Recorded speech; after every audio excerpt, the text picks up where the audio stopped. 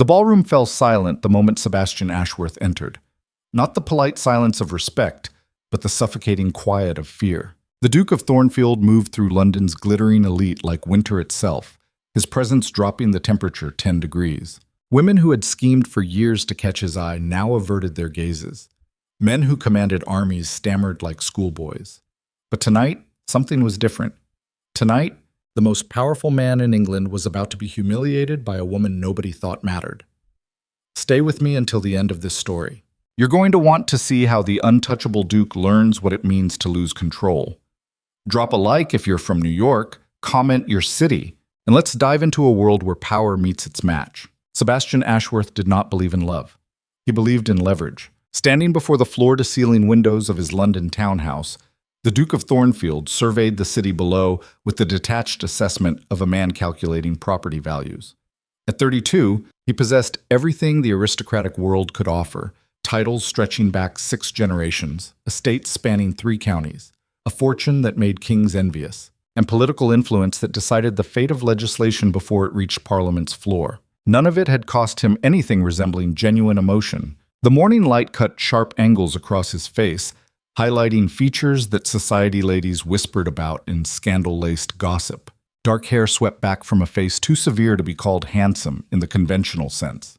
His jaw could have been carved from the same black stone that formed Thornfield Abbey's forbidding walls. Eyes the color of steel in winter, capable of freezing a man's ambitions with a single glance. 6 feet 3 inches of controlled power wrapped in Savile Row tailoring that probably cost more than most families earned in a year. His valet, Harrison, had learned years ago not to interrupt the Duke's morning assessments. The old man moved through the room with practiced silence, laying out correspondence on the mahogany desk with hands that barely trembled anymore. Age had taught Harrison that proximity to power required either absolute competence or absolute invisibility, sometimes both. The Patton family's solicitor sent another inquiry. "Your Grace," Harrison ventured carefully, "they're requesting confirmation of your intentions regarding their daughters." Sebastian didn't turn from the window. His reflection in the glass showed no emotion whatsoever, which was precisely the point. Emotion was currency, and Sebastian Ashworth never spent what he didn't have to. "Schedule a meeting for this afternoon, Incognito," he said. "I'll inspect the property and make my selection." Image. Harrison's hand paused microscopically over the silver tray. 30 years in service to the Ashworth family, and the valet still couldn't quite suppress his reactions to the Duke's more calculating pronouncements. "Your Grace means to evaluate the estate?" "I mean to evaluate the daughters." Sebastian finally turned from the window, his movements precise as clockwork. "The Patton family is drowning in debt. Their estate is worth acquiring. The price they're asking is a marriage contract. I'll choose whichever daughter seems least likely to interfere with my life and consolidate the properties by month's end." The words fell like stones into still water. No ripples, no disturbance, just the cold statement of transactional reality. "Very good, Your Grace." Sebastian crossed to his desk, each footfall measuring the exact distance his mind had already calculated. Everything in his world existed in precise measurements. Distances, values, risks, returns. The kingdom of rational thought, where sentiment couldn't touch him. He'd learned that philosophy watching his parents destroy each other. Lord Edmund Ashworth and Lady Catherine had loved each other with the kind of obsessive, all-consuming passion that poets romanticized and practical men recognized as mutual destruction. Their marriage had been a battlefield disguised as devotion, screaming matches that shook the Abbey's ancient foundations, reconciliations that scandalized the servants, jealous rages that ended in broken furniture and broken spirits. His mother had drunk herself to death by 40. His father had followed her into the grave within 6 months, hollowed out by grief and guilt. Sebastian had been 16 when he inherited the dukedom. 16 when he looked at his parents' corpses and made a vow that would define the next 16 years of his life. Never again. Never passion. Never obsession. Never the weakness that let another human being hold power over your fundamental peace. "Your Grace, Lord Blackwood is here to see you," Harrison announced from the doorway. "He says it's urgent." "It always is with Richard." Sebastian gestured permission without looking up from the correspondence he was scanning. Property deeds, investment summaries, a world rendered in numbers and signatures. Lord Richard Blackwood entered with the easy confidence of old friendship and parliamentary alliance.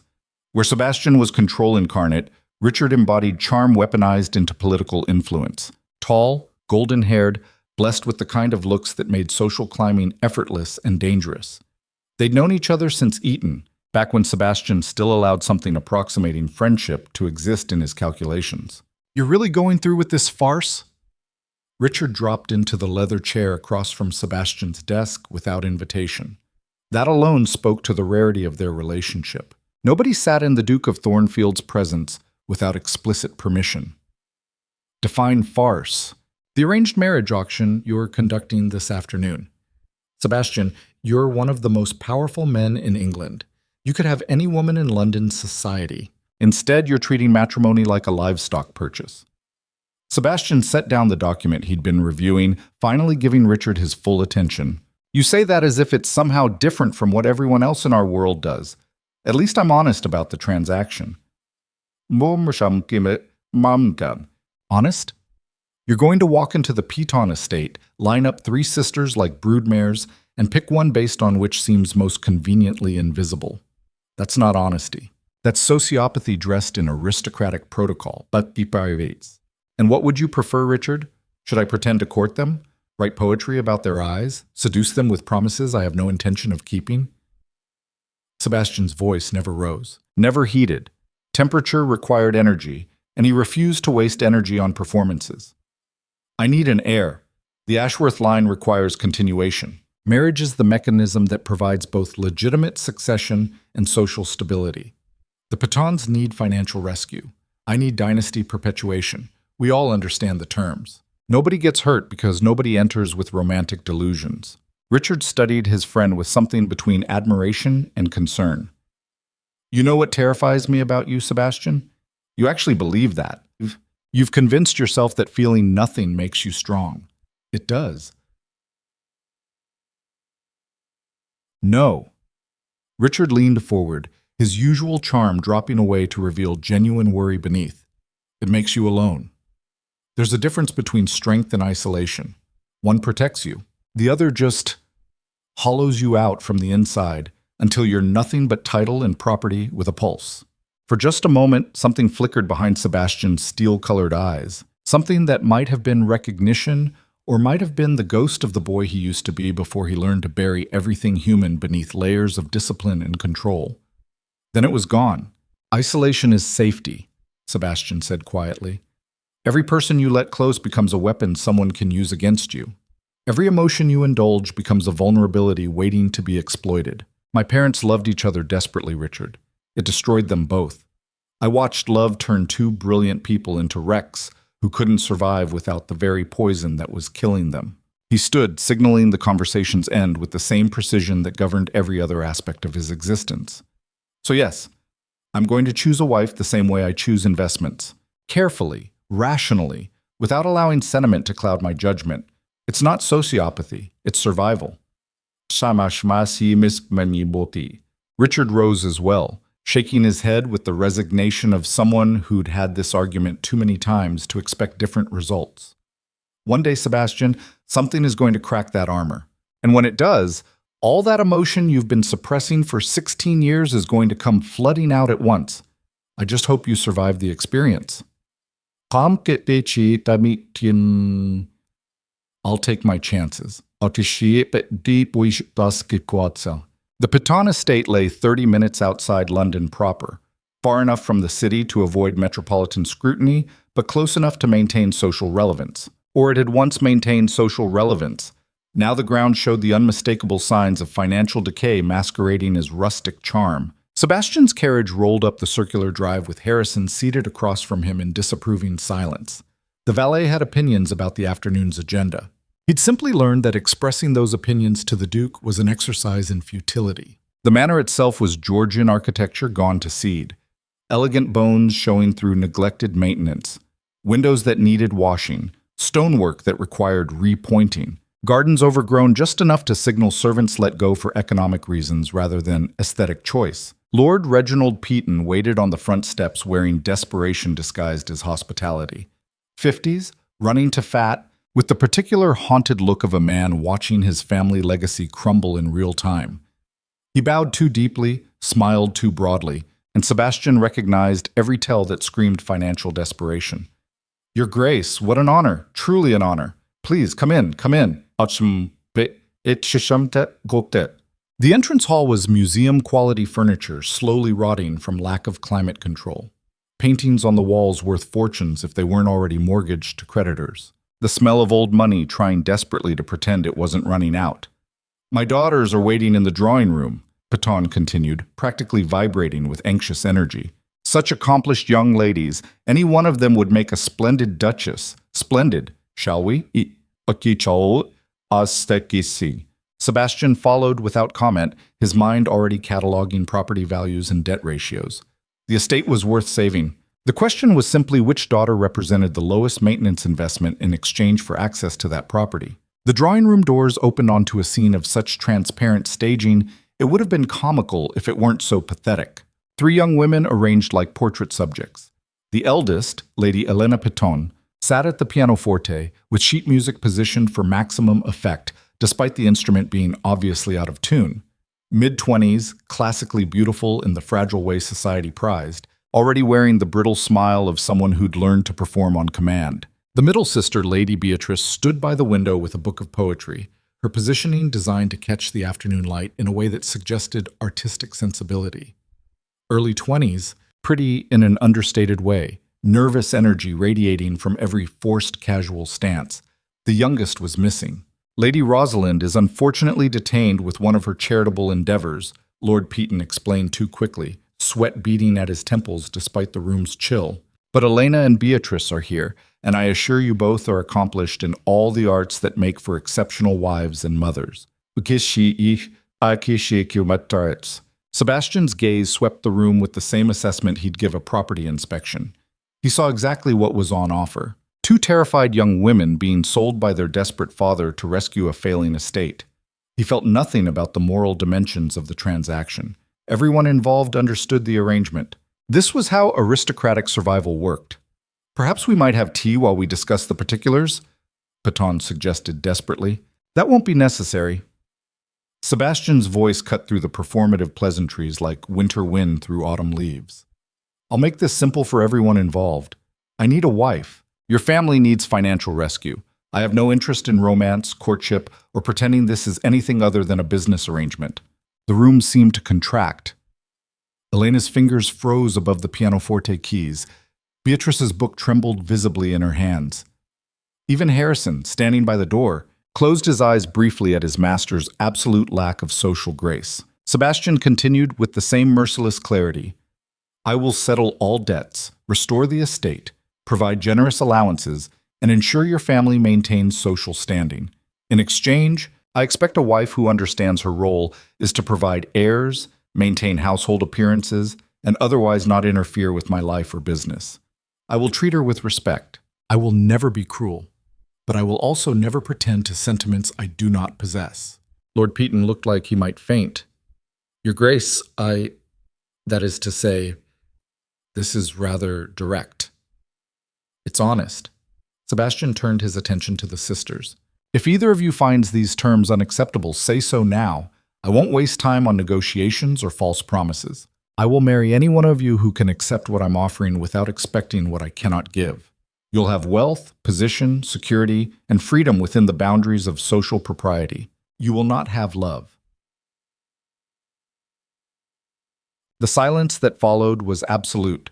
Elena recovered first, years of social training clicking into place like armor. Your Grace is very clear about expectations. I believe clarity is valuable in any partnership. She was capitulating, accepting, trading herself for family survival with the same hollow smile women in her position had worn for centuries. Beatrice looked at her sister, at her father, then down at the poetry book in her shaking hands.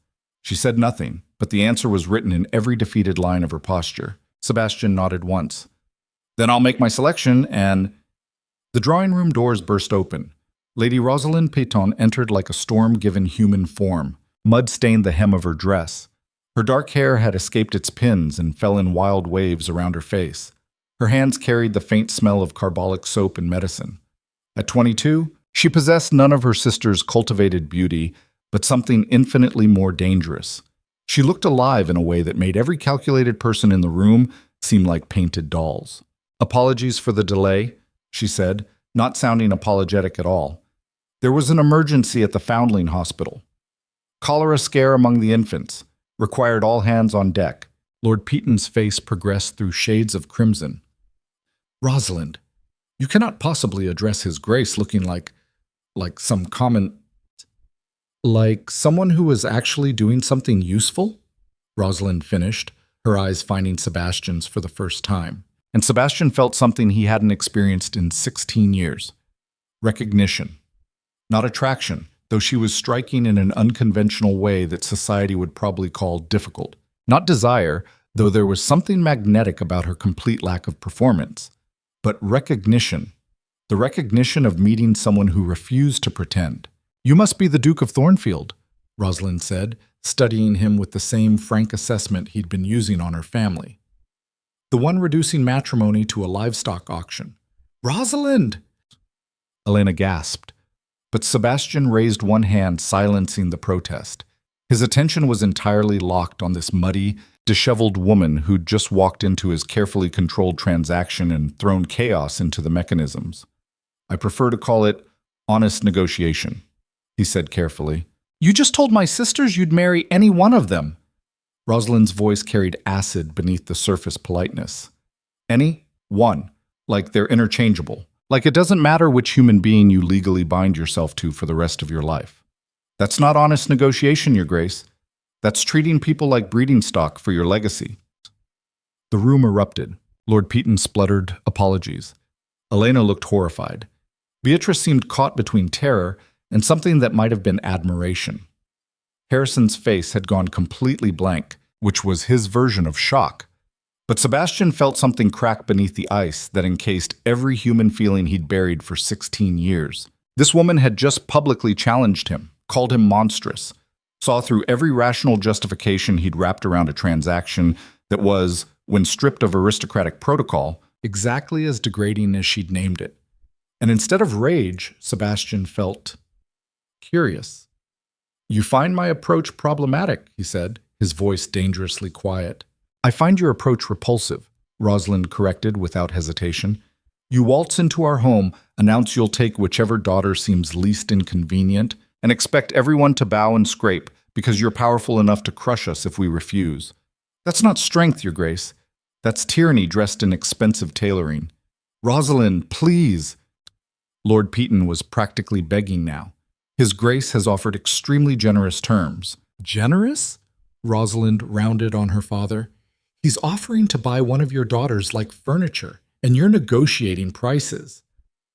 Sebastian should have been furious. Should have recognized the insult and walked out, leaving the Peaton family to drown in their debts. Instead, he found himself studying this woman who seemed utterly unconcerned with consequences most people spent their lives avoiding. "What would you prefer?" he asked, genuinely curious for the first time in years. "Should I pretend I've fallen desperately in love after a 10-minute meeting? Court your sisters with poetry and false promises?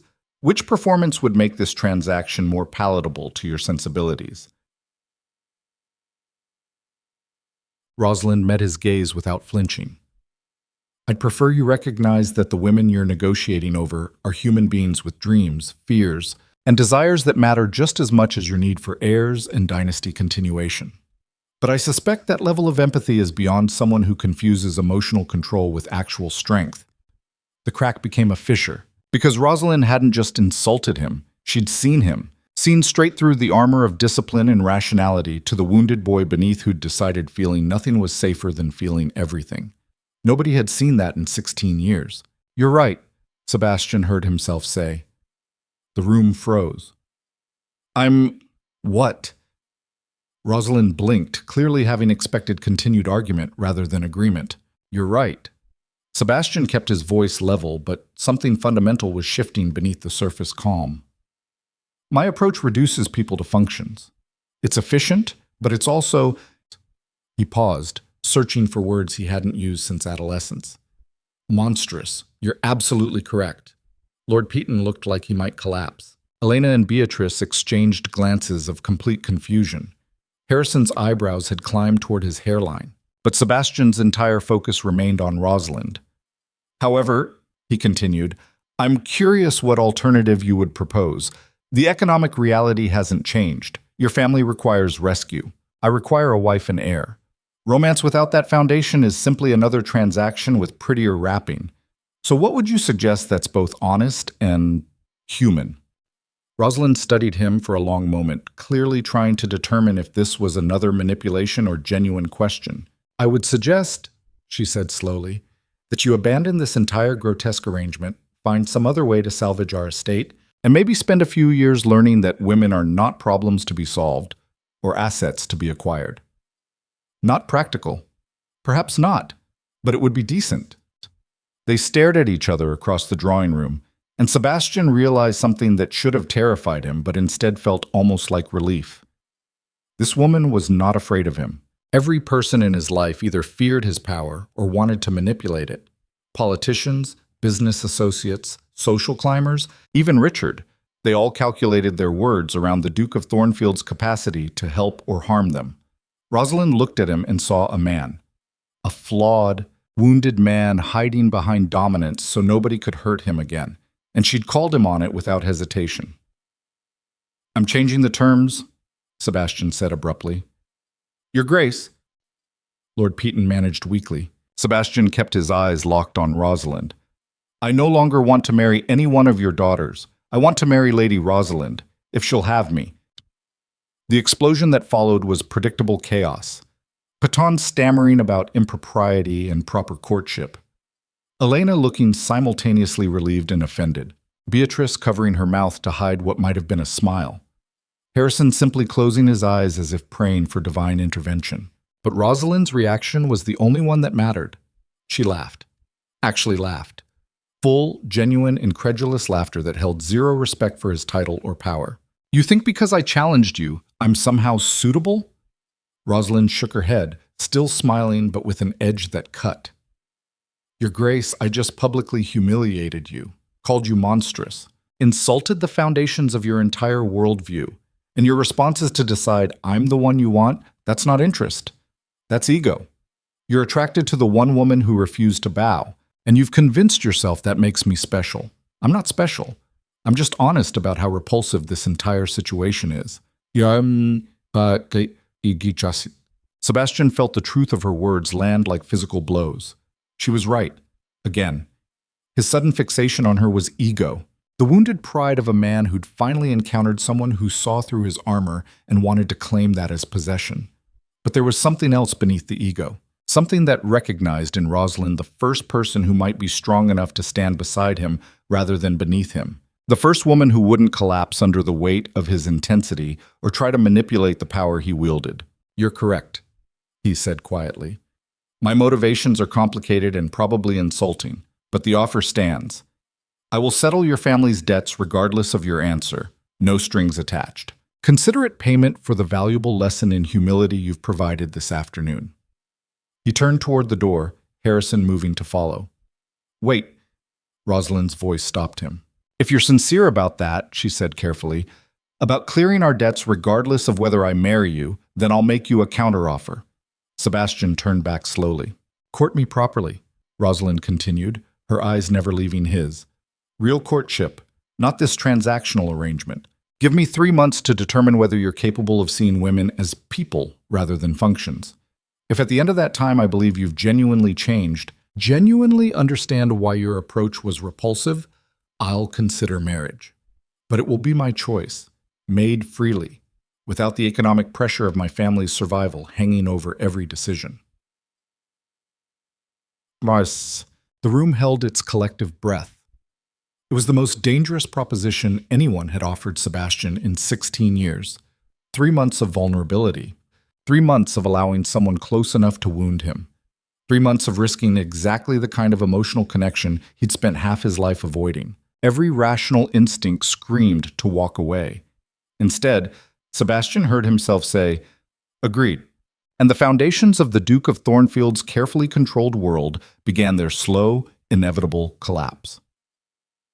The carriage ride back to London passed in tense silence. Harrison kept his eyes fixed on the passing countryside, wisely choosing not to comment on the afternoon's unexpected trajectory. Sebastian sat across from his valet, his mind replaying every moment of the encounter. Every word Rosalind had thrown at him like weapons. Every crack she'd opened in armor he'd thought impenetrable. "You're going to say I've lost my mind," Sebastian finally said. "I would never presume to comment on your Grace's mental state." "But you're thinking it." Harrison allowed himself the ghost of a smile. "I'm thinking that in 30 years of service to your family, I've never seen you agree to anything that required genuine emotional risk. Whatever just happened in that drawing room was not the Duke of Thornfield I've known for the past 16 years. Is that concern or approval I'm hearing?" "Both, Your Grace, definitely both." Sebastian looked out the window at the London skyline emerging from the countryside. Somewhere in that city, politicians were making decisions that would affect thousands of lives. Business deals worth fortunes were being negotiated. The machinery of power and influence that he'd mastered so completely kept turning without him. And for the first time since inheriting his title at 16, Sebastian Ashworth felt completely out of control. But instead of the panic he'd expected, he felt something else entirely: anticipation. 3 months to prove he was more than the monster she'd named. 3 months to demonstrate he could see past functions and transactions to actual humanity. 3 months to convince a woman who refused to be impressed by his power that he might be worth trusting with something far more valuable than money or influence. 3 months to learn if the Duke of Thornfield could survive feeling something real. The thought should have terrified him. Instead, it felt almost like waking up. Night had fallen by the time Sebastian reached his London townhouse. The building stood dark against the streetlights, windows reflecting nothing back but his own approaching shadow. Harrison moved to light the lamps, but Sebastian waved him off. "That will be all for tonight. Your Grace? I need to think. Alone." Harrison bowed and withdrew, leaving Sebastian standing in the darkness of his own entrance hall. For 16 years, he'd believed isolation was safety, that controlling every variable meant nothing could hurt him, that refusing to feel protected him from the destruction he'd watched consume his parents. Then Rosalind Peyton had walked into his carefully ordered world and called it what it truly was. Not strength, prison. A beautiful, powerful, utterly lonely prison he'd built one brick at a time, until he could barely remember what it felt like to actually be human instead of just performing humanity. Sebastian walked to his study and poured whiskey he wouldn't drink. The crystal felt cold in his hand, solid, real, the way very little in his life actually felt anymore. 3 months. 90 days to prove to a woman who saw straight through him that there was something worth finding beneath all the armor and control. The truly terrifying part wasn't whether he could convince her, it was whether he could convince himself. Because if Rosalind was right about him being monstrous, if the Duke of Thornfield was nothing more than trauma and discipline dressed in aristocratic authority, then what exactly was left when you stripped all that away? Sebastian set down the untouched whiskey and stared at his reflection in the darkened window. For the first time in 16 years, he genuinely didn't know the answer. And somewhere beneath the fear, beneath the control, beneath every wall he'd built to survive, something human started to wake up. Whether that would save him or destroy him remained to be seen. But for Lady Rosalind Peyton, the woman who'd looked at the most powerful duke in England and seen only a wounded man pretending he didn't bleed, Sebastian was willing to find out, even if it cost him everything he'd spent 16 years protecting. The game had changed, and the Duke of Thornfield had just agreed to play by rules he didn't understand against an opponent who refused to lose. The first letter arrived 3 days after their agreement. Sebastian stared at the cream-colored envelope on his breakfast table like it might contain explosives. Harrison had placed it precisely beside his coffee, the wax seal bearing the Peyton family crest unbroken, waiting. For a man who commanded Parliament and negotiated international trade agreements before his morning meal, the simple act of opening correspondence from a 22-year-old woman should not have required this much mental preparation. He broke the seal. The handwriting was efficient, almost masculine in its lack of flourish. No perfume on the paper, no decorative borders, just words. "Your Grace, if we are to proceed with this arrangement, I have conditions. First, you will meet me at the Whitmore Foundling Hospital tomorrow at 9 in the morning. Wear clothing you don't mind ruining. Second, you will tell no one where you're going or why. No attendance, no political theater, just you. If you cannot manage these simple requirements, our agreement ends before it begins. Lady Rosalind Piton. Sebastian read it twice, searching for hidden meaning or manipulation. Found neither. Just direct instruction delivered without apology or deference to his title. Most women in London society spent months crafting the perfect letter to the Duke of Thornfield, agonizing over word choice, consulting with mothers and aunts about proper phrasing. Every sentence calculated to intrigue without seeming forward, to attract without appearing desperate. Rosalind had written to him like he was a problematic employee receiving performance expectations. Something that might have been amusement flickered across Sebastian's face before he caught himself. "Problem, Your Grace?" Harrison appeared at his elbow with fresh coffee. "Apparently I'm being summoned to a foundling hospital tomorrow morning." "And you're going?" "Yes." Sebastian looked at his valet. "I agreed to 3 months of proper courtship. She's setting the terms. If I refuse the first instruction, the entire arrangement collapses. Most unusual courtship I've witnessed in 30 years of service. Most unusual woman I've encountered in 32 years of living. Oops." Harrison's expression remained carefully neutral, but Sebastian caught the ghost of approval in the old man's eyes. Approval he hadn't earned and probably didn't deserve. But there it was anyway. The Whitmore Foundling Hospital occupied a crumbling building in East London that polite society pretended didn't exist. Sebastian's carriage stopped 2 blocks away because the streets became too narrow for proper vehicles. The morning air carried the smell of coal smoke, human waste, and poverty concentrated into districts the wealthy crossed the city to avoid. He'd worn his oldest riding clothes as instructed. Even so, the jacket probably cost more than most families in this neighborhood earned in 6 months. Wealth announced itself in fabric quality and tailoring precision no amount of aging could disguise.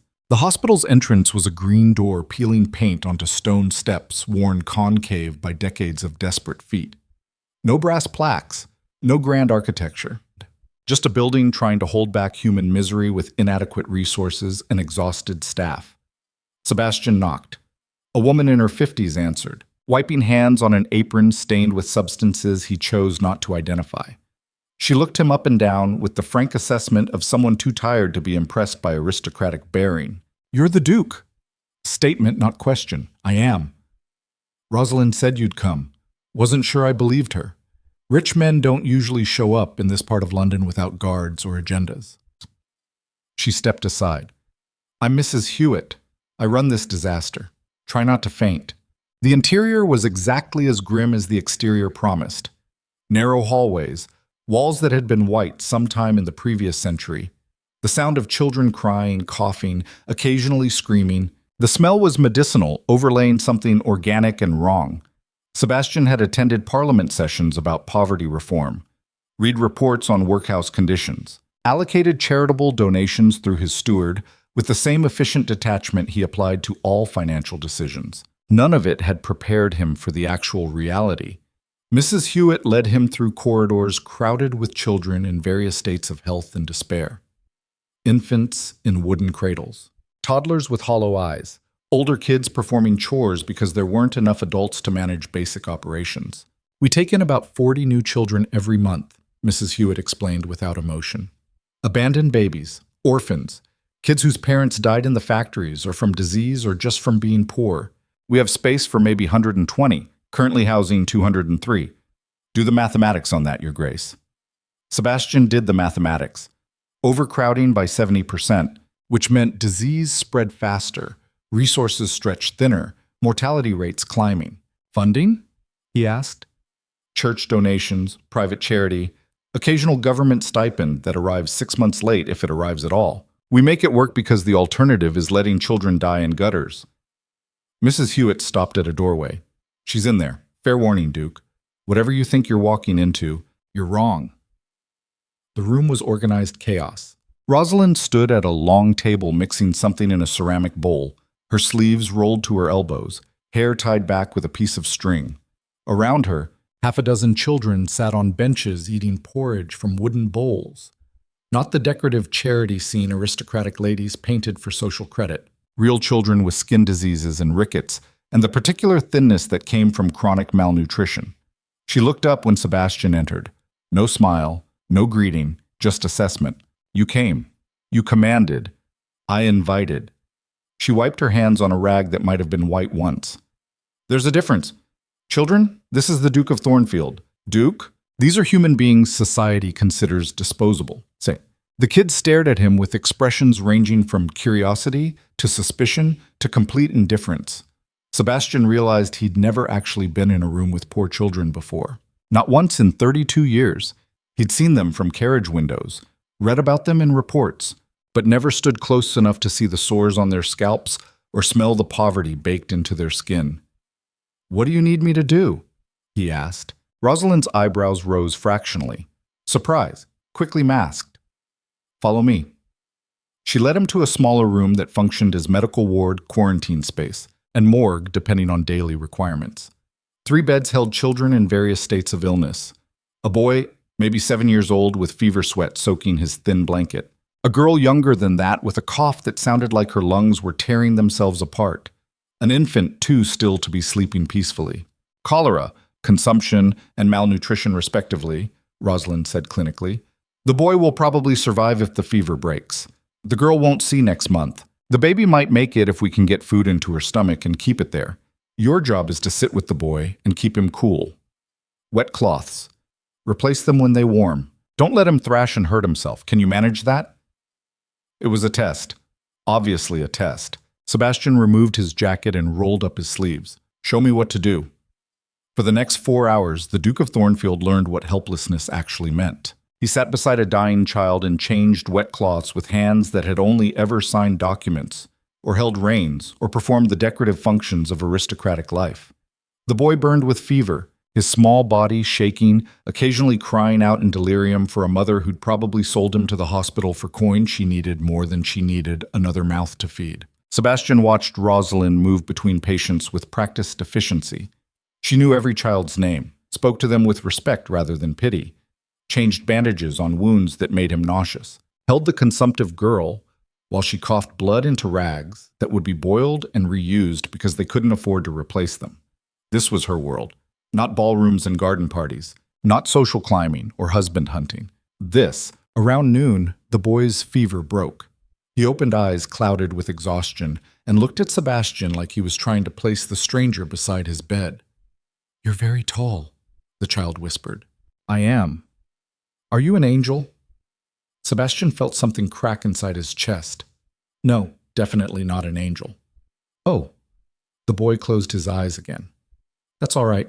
Angels probably wouldn't come here anyway." But she...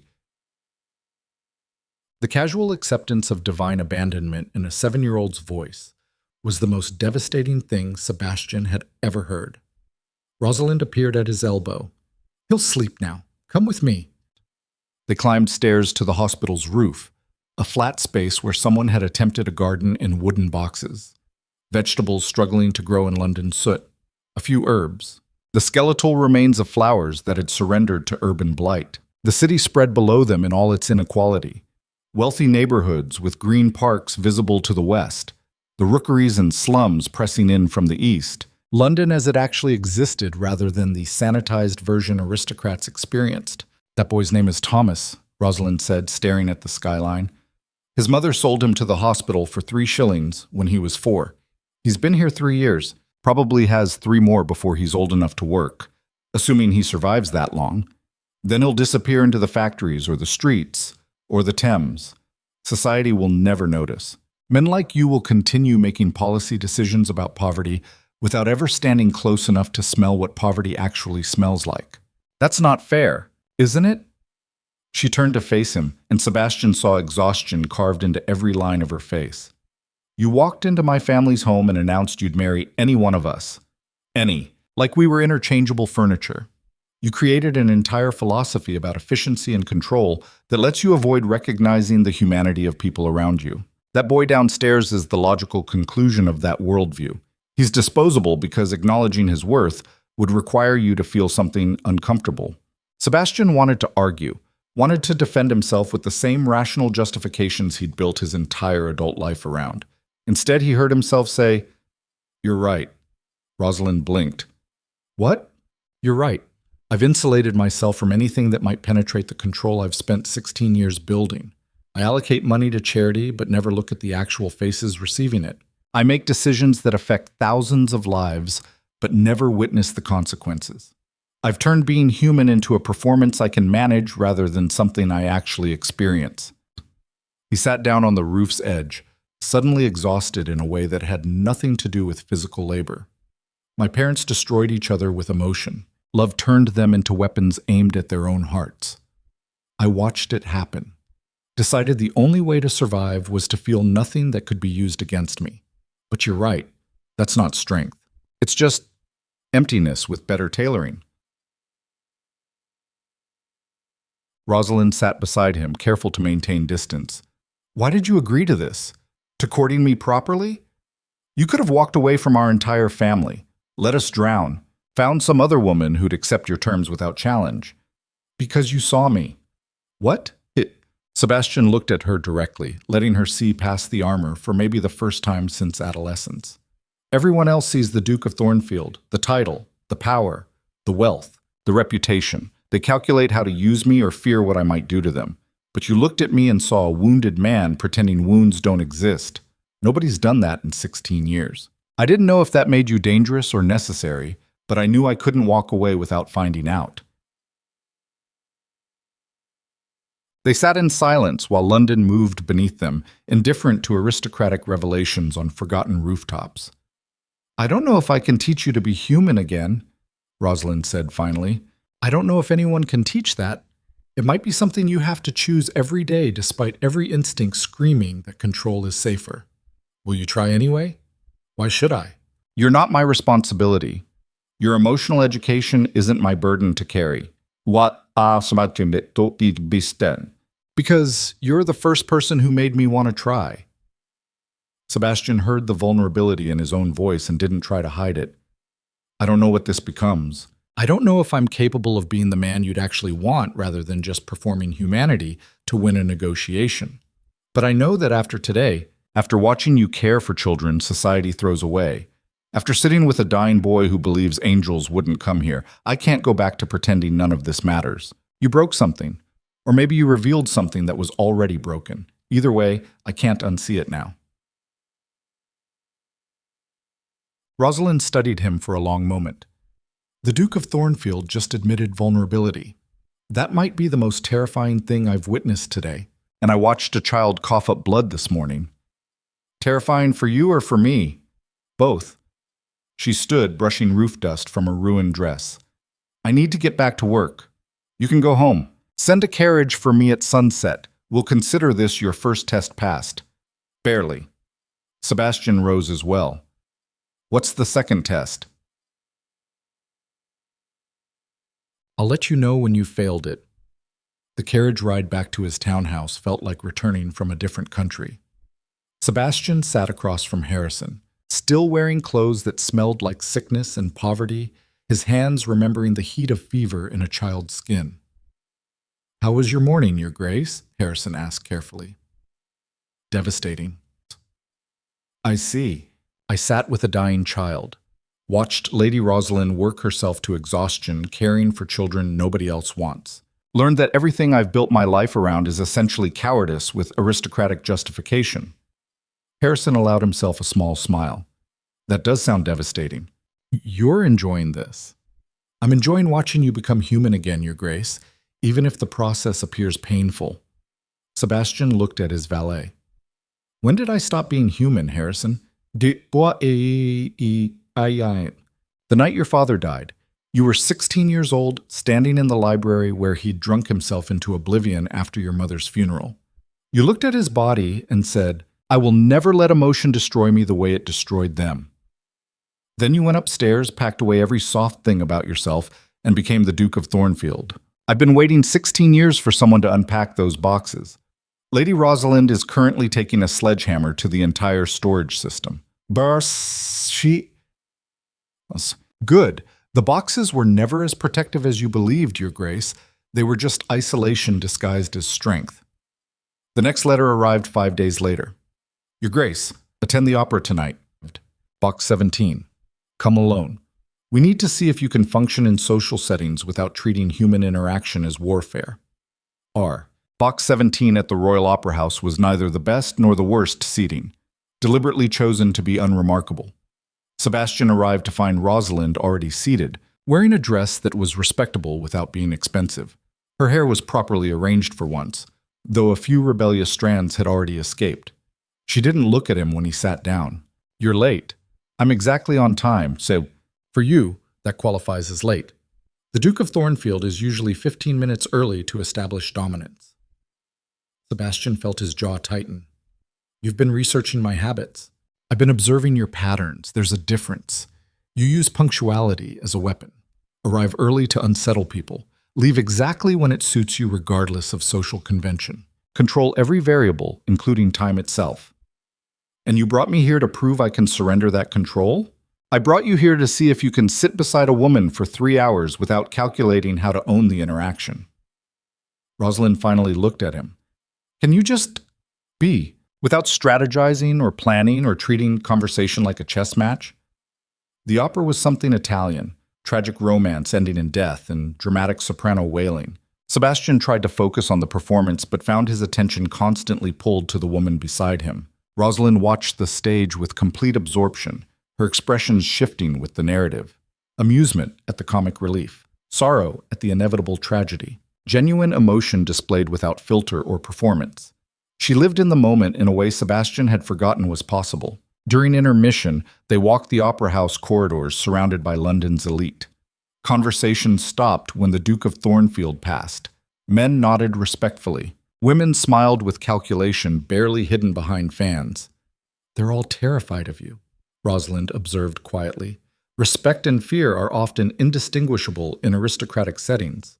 Do you prefer it that way? People too frightened to be honest with you?" Sebastian considered the question seriously. "I thought I did. Fear creates distance. Distance creates safety. But lately I'm realizing that safety isn't the same thing as actually living." They stopped at a window overlooking the street below. Carriages lined up like luxury beetles. Drivers waiting with the particular patience of servants who knew their masters would take hours. "My sister Elena married a man who seemed perfect," Rosalind said abruptly. "Lord Marcus Ashby. Charming, wealthy enough, good family. He courted her properly, wrote poetry, brought flowers. Everyone thought it was a love match." "Was it?" "It was ownership dressed as devotion." Her voice went flat, carefully controlled. "He isolated her from family, criticized everything she did until she stopped doing anything without his approval. Turned affection on and off like a weapon to keep her desperate for his attention. By the time we realized what was happening, she was too broken to leave, too convinced that his abuse was somehow her fault." Sebastian felt ice forming in his chest. "Does he hurt her physically?" "Digi Katsiwopo. Not where anyone can see the bruises. He's too smart for that. But he's destroyed her anyway. The sister I grew up with doesn't exist anymore. She's just a shell performing the role of dutiful wife while dying inside." "Why are you telling me this?" Rosalind turned to face him directly. "Because I need you to understand why I can't simply trust powerful men who claim they want partnership. I've watched charm curdle into control. I've seen how easily dominance disguises itself as devotion.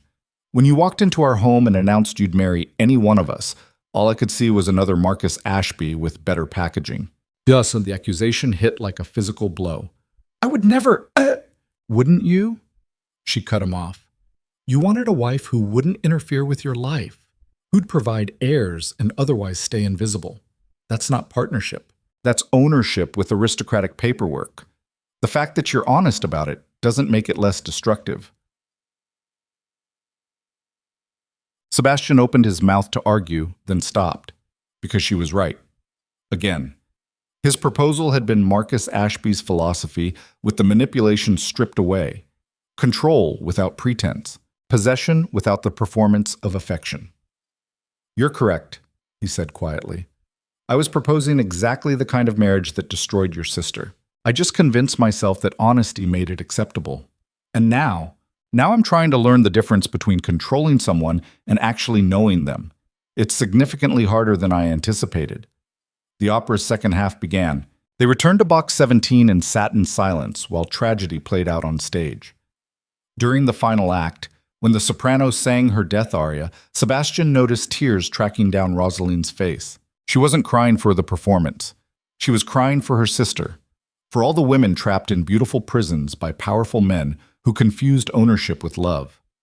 Without thinking, Sebastian handed her his handkerchief. Rosalind took it, surprised. "Thank you." I can't undo what happened to Elena, but I can promise you that I'm trying to become something different than what I was. Not for strategy, not to win a negotiation, but because after watching you cry for your sister while I sit here representing everything that hurt her, I realize I don't want to be that man anymore. She looked at him with an expression he couldn't quite read. Why does this matter so much to you? You could have any woman in London. Women who'd accept your terms without demanding you change everything about yourself. Why subject yourself to this? Sebastian stared at the stage where actors pretended emotions for entertainment value. Because pretending stopped being enough the moment you looked at me and saw a wounded man instead of a title. I spent 16 years building walls. You walked through them in 10 minutes. I can either retreat further into isolation or risk becoming human again. I'm choosing risk, even though it terrifies me more than anything else I've ever done. The soprano hit her final note. The audience erupted in applause.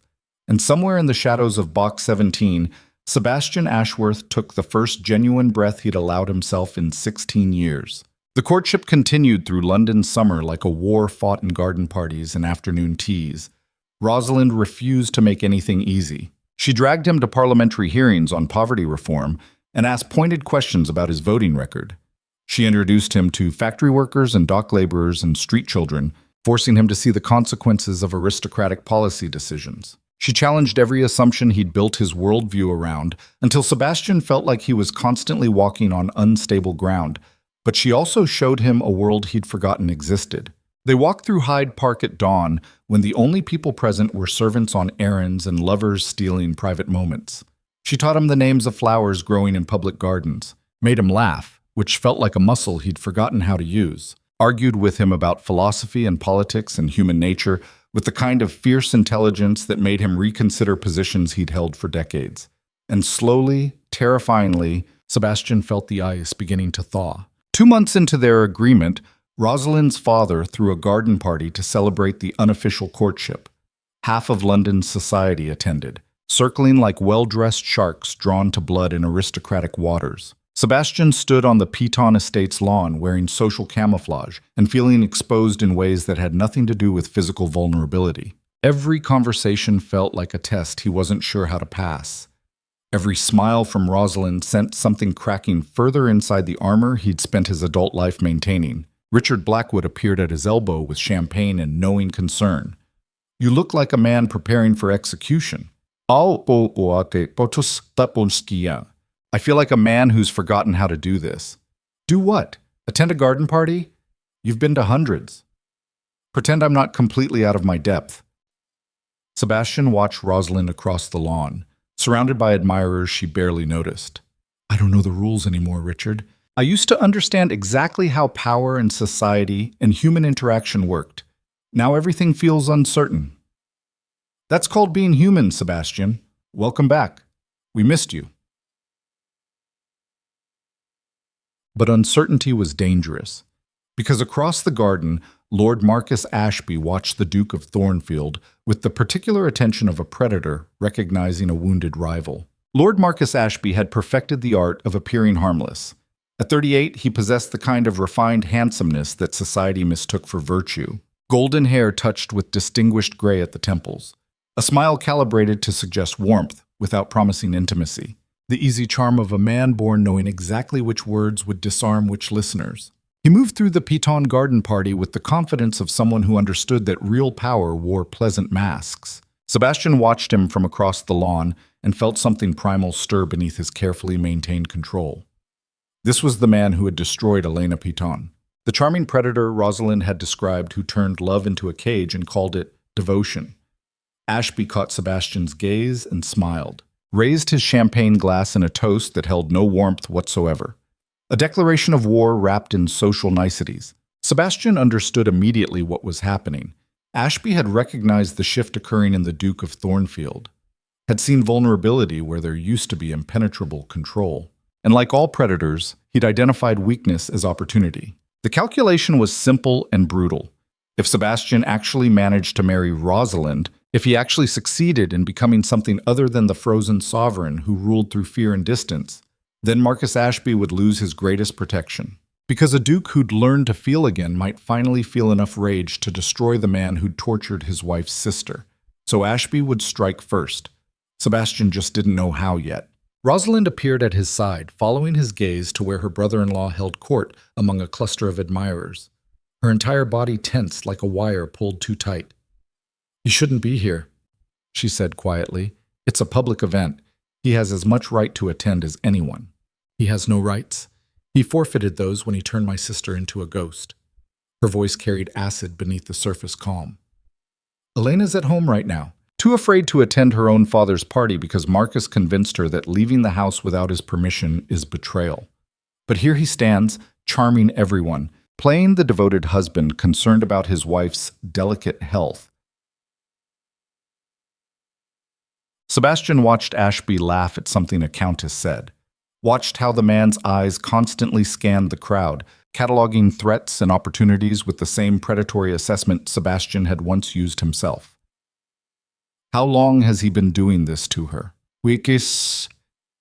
5 years. It started small. Gentle suggestions about her dress being inappropriate. Concerns about her spending too much time with family. Questions about where she'd been and who she'd spoken to, delivered with such loving worry that she didn't recognize the cage being built around her until she was already locked inside. Rosalind's hands were shaking. By the second year, Rosalind's, she was asking his permission before making any decision. By the third, she'd stopped making decisions at all. Now she's just whatever he's shaped her into. And everyone thinks their marriage is perfect because he's mastered the performance. This was what Rosalind feared, what she saw reflected in Sebastian's initial proposal. The idea that power and control could wear different masks, but always led to the same destruction. "I won't let him hurt you the way he hurt her," Sebastian said, and meant it with an intensity that surprised him. "You can't protect me from something you used to be." Rosalind looked at him directly. 2 months ago, you would have done exactly what Marcus does. Maybe not with the same cruelty, but the same result. Control disguised as care. Possession wrapped in prettier language. The only difference between you and him is that you're trying to change. He never will. The accusation landed like a blade between ribs, because she was right. Sebastian had looked at women as functions to be acquired and managed, had proposed marriage terms that would have isolated and controlled another human being for his convenience. The Duke of Thornfield and Lord Marcus Ashby had operated from the same fundamental philosophy. Power meant ownership, and love was just another word for successful domination. The only difference was that Rosalind had forced Sebastian to see the horror of that worldview before he destroyed someone the way Ashby had destroyed Elena. Across the lawn, Marcus Ashby was watching them with the particular attention of a man calculating his next move. Sebastian felt the hair on the back of his neck rise, an instinct honed through years of political warfare, recognizing threat before conscious thought could name it. "Stay close to me today," he told Rosalind. "Why? What do you think he's going to do at a garden party?" "I don't know, but men like Ashby don't attend events unless they serve a purpose. And right now, his purpose is making sure I don't become the kind of man who might seek justice for what he's done to your sister." The attack came 3 hours later. Just as twilight turned the garden into shadows and champagne-softened edges. Sebastian was speaking with Lord Pemberton about railway investments when he noticed the change in atmospheric pressure that preceded social disaster. Conversations dropping to whispers, heads turning toward the garden's eastern corner. The particular quality of attention that meant scandal had just detonated somewhere nearby.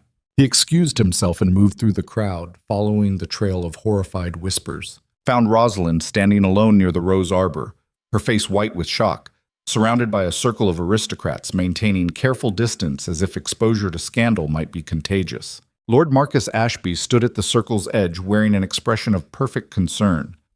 "What happened?" Sebastian demanded. Nobody answered directly.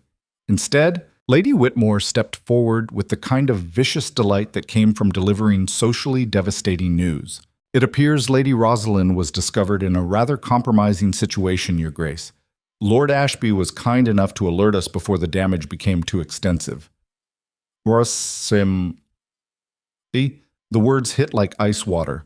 Sebastian looked at Rosalind, at Marcus, at the assembled crowd of witnesses, all waiting to see how the Duke of Thornfield would respond to public humiliation. This was the attack. Not violence, not direct confrontation, but the surgical deployment of rumor and implication designed to destroy Rosalind's reputation and force Sebastian into an impossible position. "I was walking in the garden," Rosalind said, her voice shaking but controlled. "Alone. Lord Ashby appeared and claimed he'd seen me meeting someone inappropriately. It's a lie. A lie I witnessed with my own eyes," Marcus said smoothly, managing to sound both regretful and certain. "I understand this is difficult, Lady Rosalind, but I saw you embrace a gentleman in a manner that cannot be explained as innocent conversation. As family, I felt obligated to prevent further scandal before it spread beyond management." It was masterful manipulation. Marcus positioned himself as the concerned relative protecting family honor while simultaneously destroying it. Claimed to have witnessed something that never happened, knowing that in aristocratic society, the accusation alone was enough to ruin a woman regardless of truth. Sebastian felt rage building beneath his ribs, like pressure in a sealed container. Not the cold calculation he usually employed in political warfare, something hotter, more dangerous. The kind of anger that made men abandon strategy in favor of direct violence, which was exactly what Marcus wanted. If Sebastian lost control publicly, attacked Ashby without proof, challenged him to a duel, or struck him in front of witnesses, the Duke of Thornfield would become the unstable aristocrat destroyed by emotional weakness. Everything Rosalind had been trying to teach him about humanity would be reframed as vulnerability that made him unfit for leadership. Marcus was engineering Sebastian's social destruction through the woman he'd allowed himself to care about. The realization cut through rage with cruel clarity. This was the price of feeling, the vulnerability that came with allowing someone close enough to matter. The weapon Sebastian had spent 16 years refusing to give anyone. Rosalind had cracked his armor, and Marcus was driving knives through every opening. "Your Grace!" Richard Blackwood appeared at Sebastian's elbow, his voice carefully neutral. "Perhaps we should discuss this somewhere more private." "There's nothing to discuss," Marcus said with perfect, reasonable concern. "I understand the Duke has been courting Lady Rosalind. This development is unfortunate, but surely Your Grace recognizes that proceeding with marriage after such scandal would damage both your reputations beyond repair. As family, I'm simply trying to minimize harm to all involved." The crowd waited. Every aristocrat present understood the stakes. If Sebastian defended Rosalind against Marcus's accusations, he'd be choosing emotion over reputation. If he abandoned her to protect his position, he'd prove that everything Rosalind had accused him of was true. He was still the cold duke who valued power over people. There was no winning move.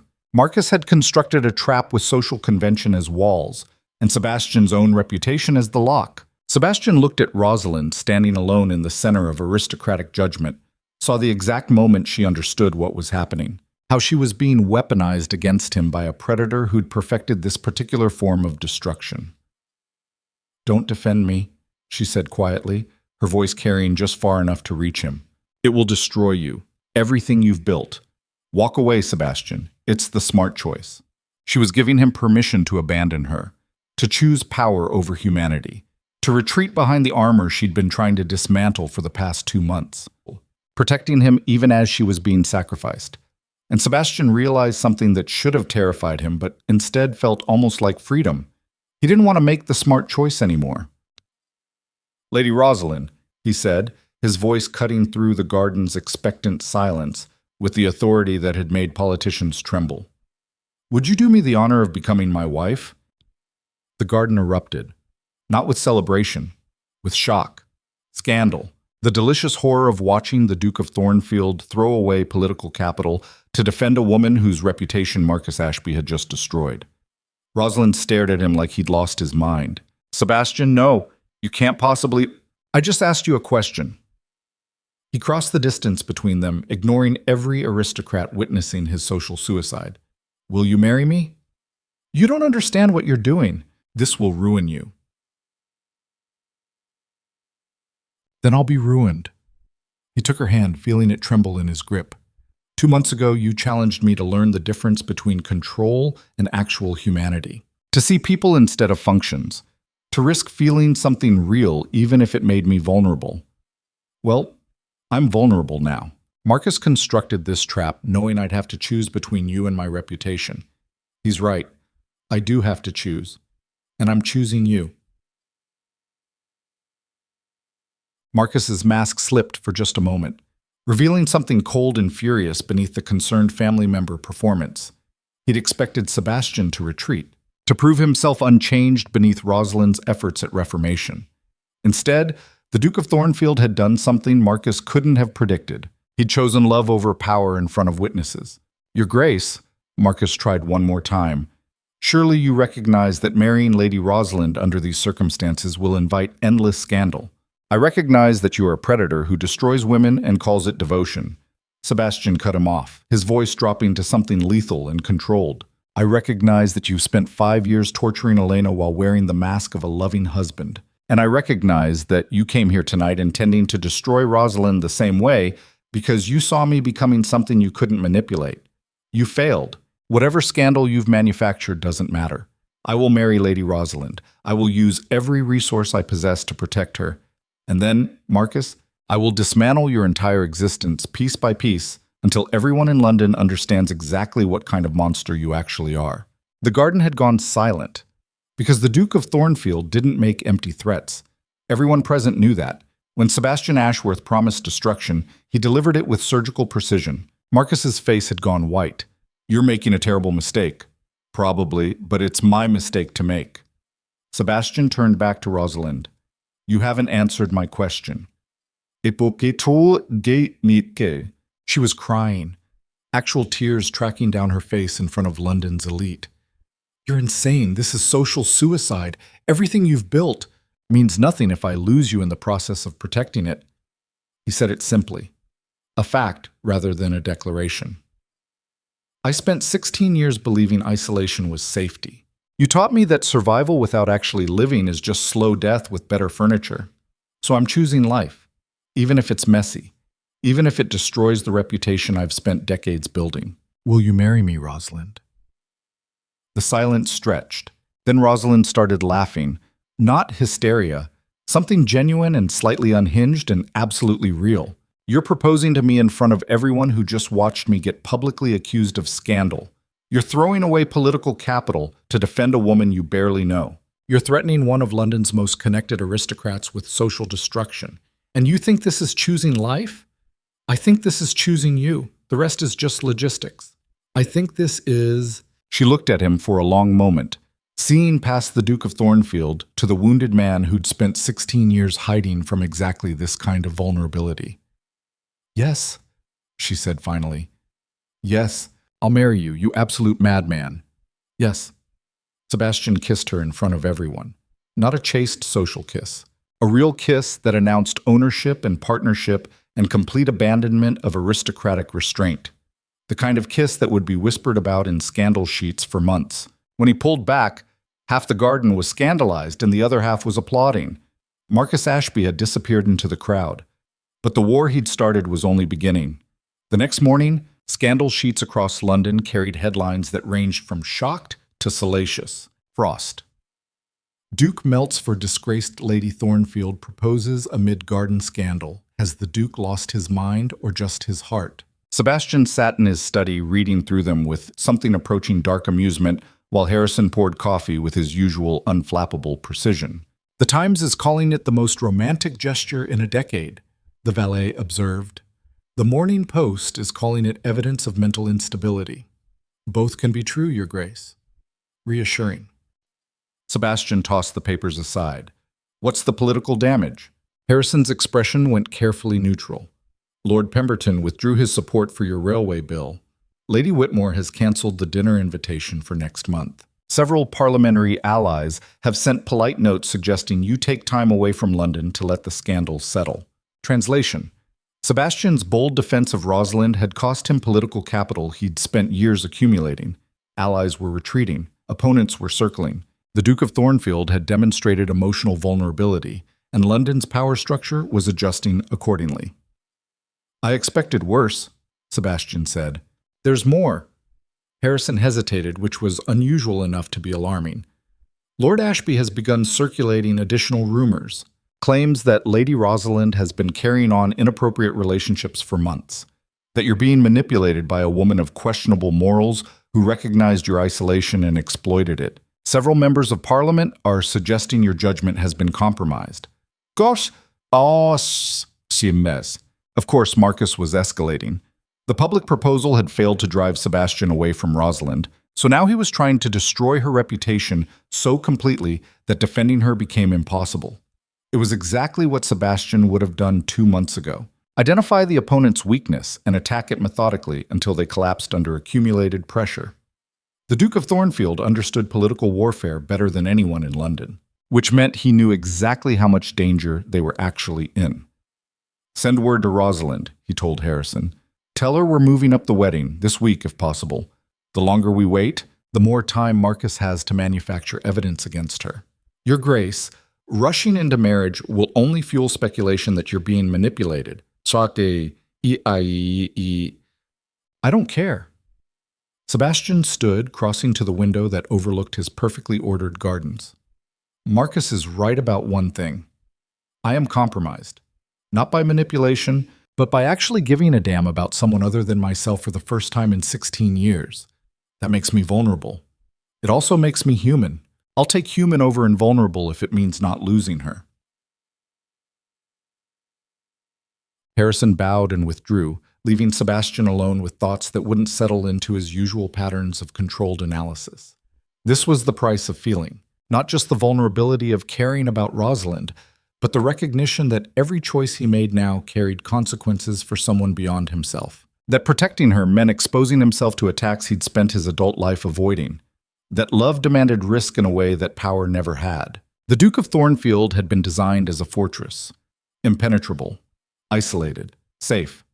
Rosalind had walked through the gates and convinced him to abandon the walls. Now he stood exposed to every weapon Marcus Ashby could deploy, and the only defense he had was the terrifying choice to keep choosing her anyway. The letter arrived that afternoon. Sebastian recognized Rosalind's handwriting on the envelope and felt something unclench in his chest. Whatever damage Marcus had inflicted, at least she was still writing to him, still willing to... He opened it. The words hit like physical blows. Sebastian, I cannot marry you. Not like this. Not with your entire world collapsing because you tried to defend me from scandal I brought on myself by being careless. You were right 2 months ago. Marriage should be rational, strategic, built on foundations more stable than emotion. I will not be the woman who destroyed the Duke of Thornfield because he forgot how to protect himself. Consider our agreement terminated. Forgive me. R. Sebastian read it 3 times. Then he threw his coffee cup across the room hard enough to shatter against the wall.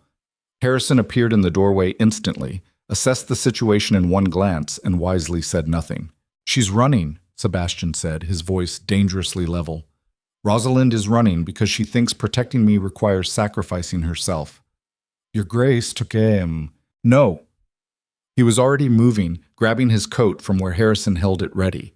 I spent 16 years running from anything that could hurt me. Built an entire philosophy around emotional retreat disguised as strength.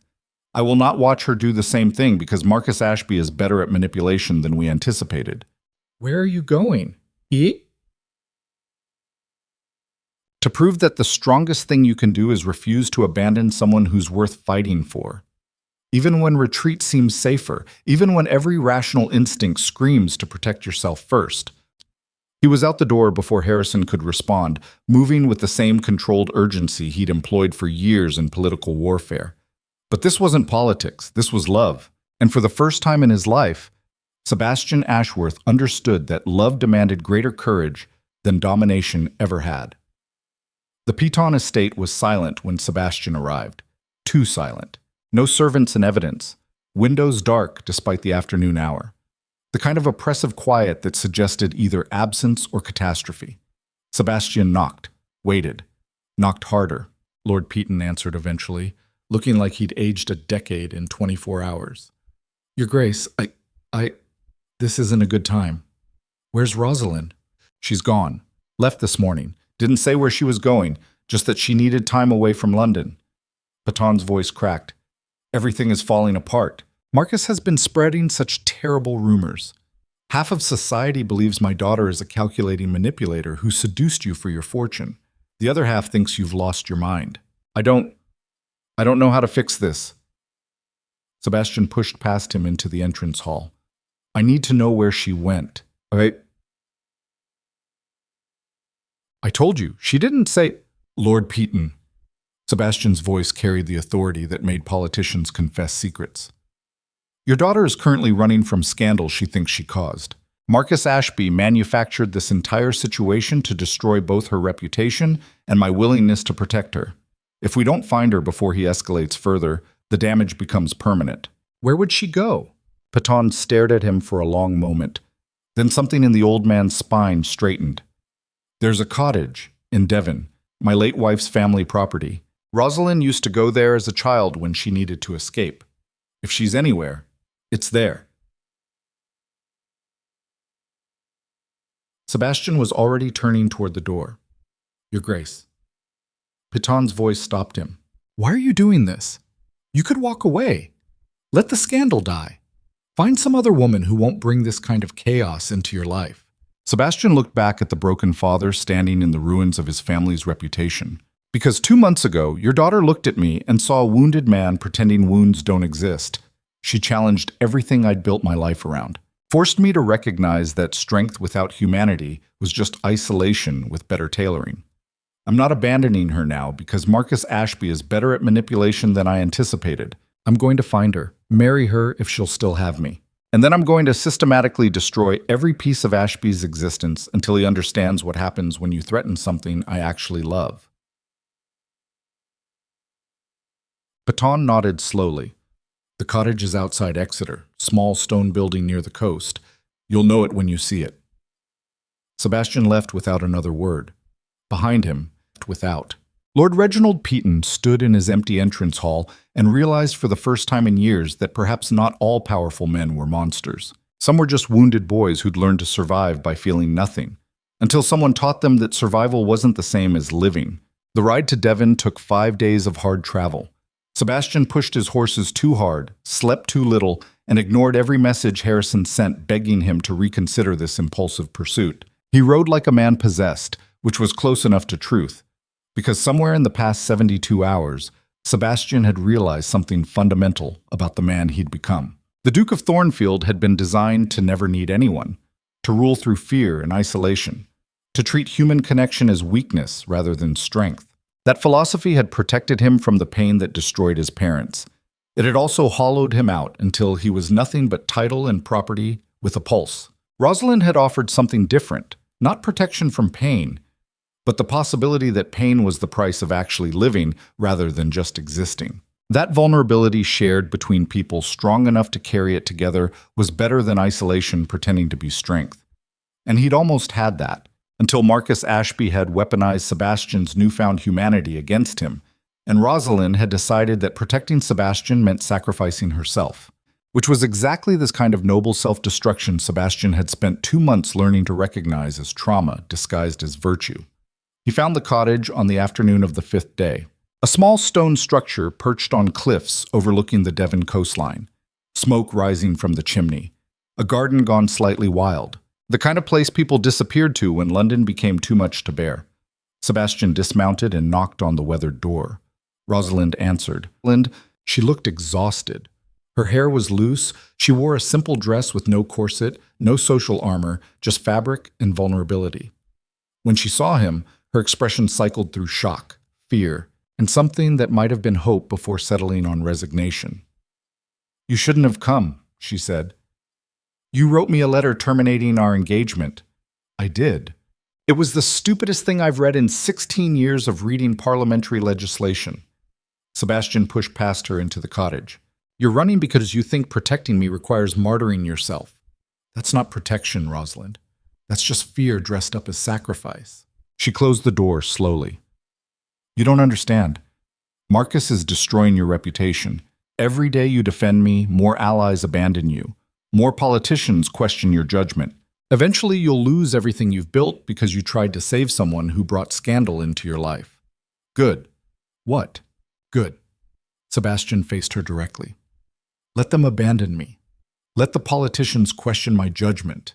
Let every piece of the Duke of Thornfield's carefully constructed reputation collapse. Because that reputation was built on isolation and control, and refusing to feel anything real. You taught me that.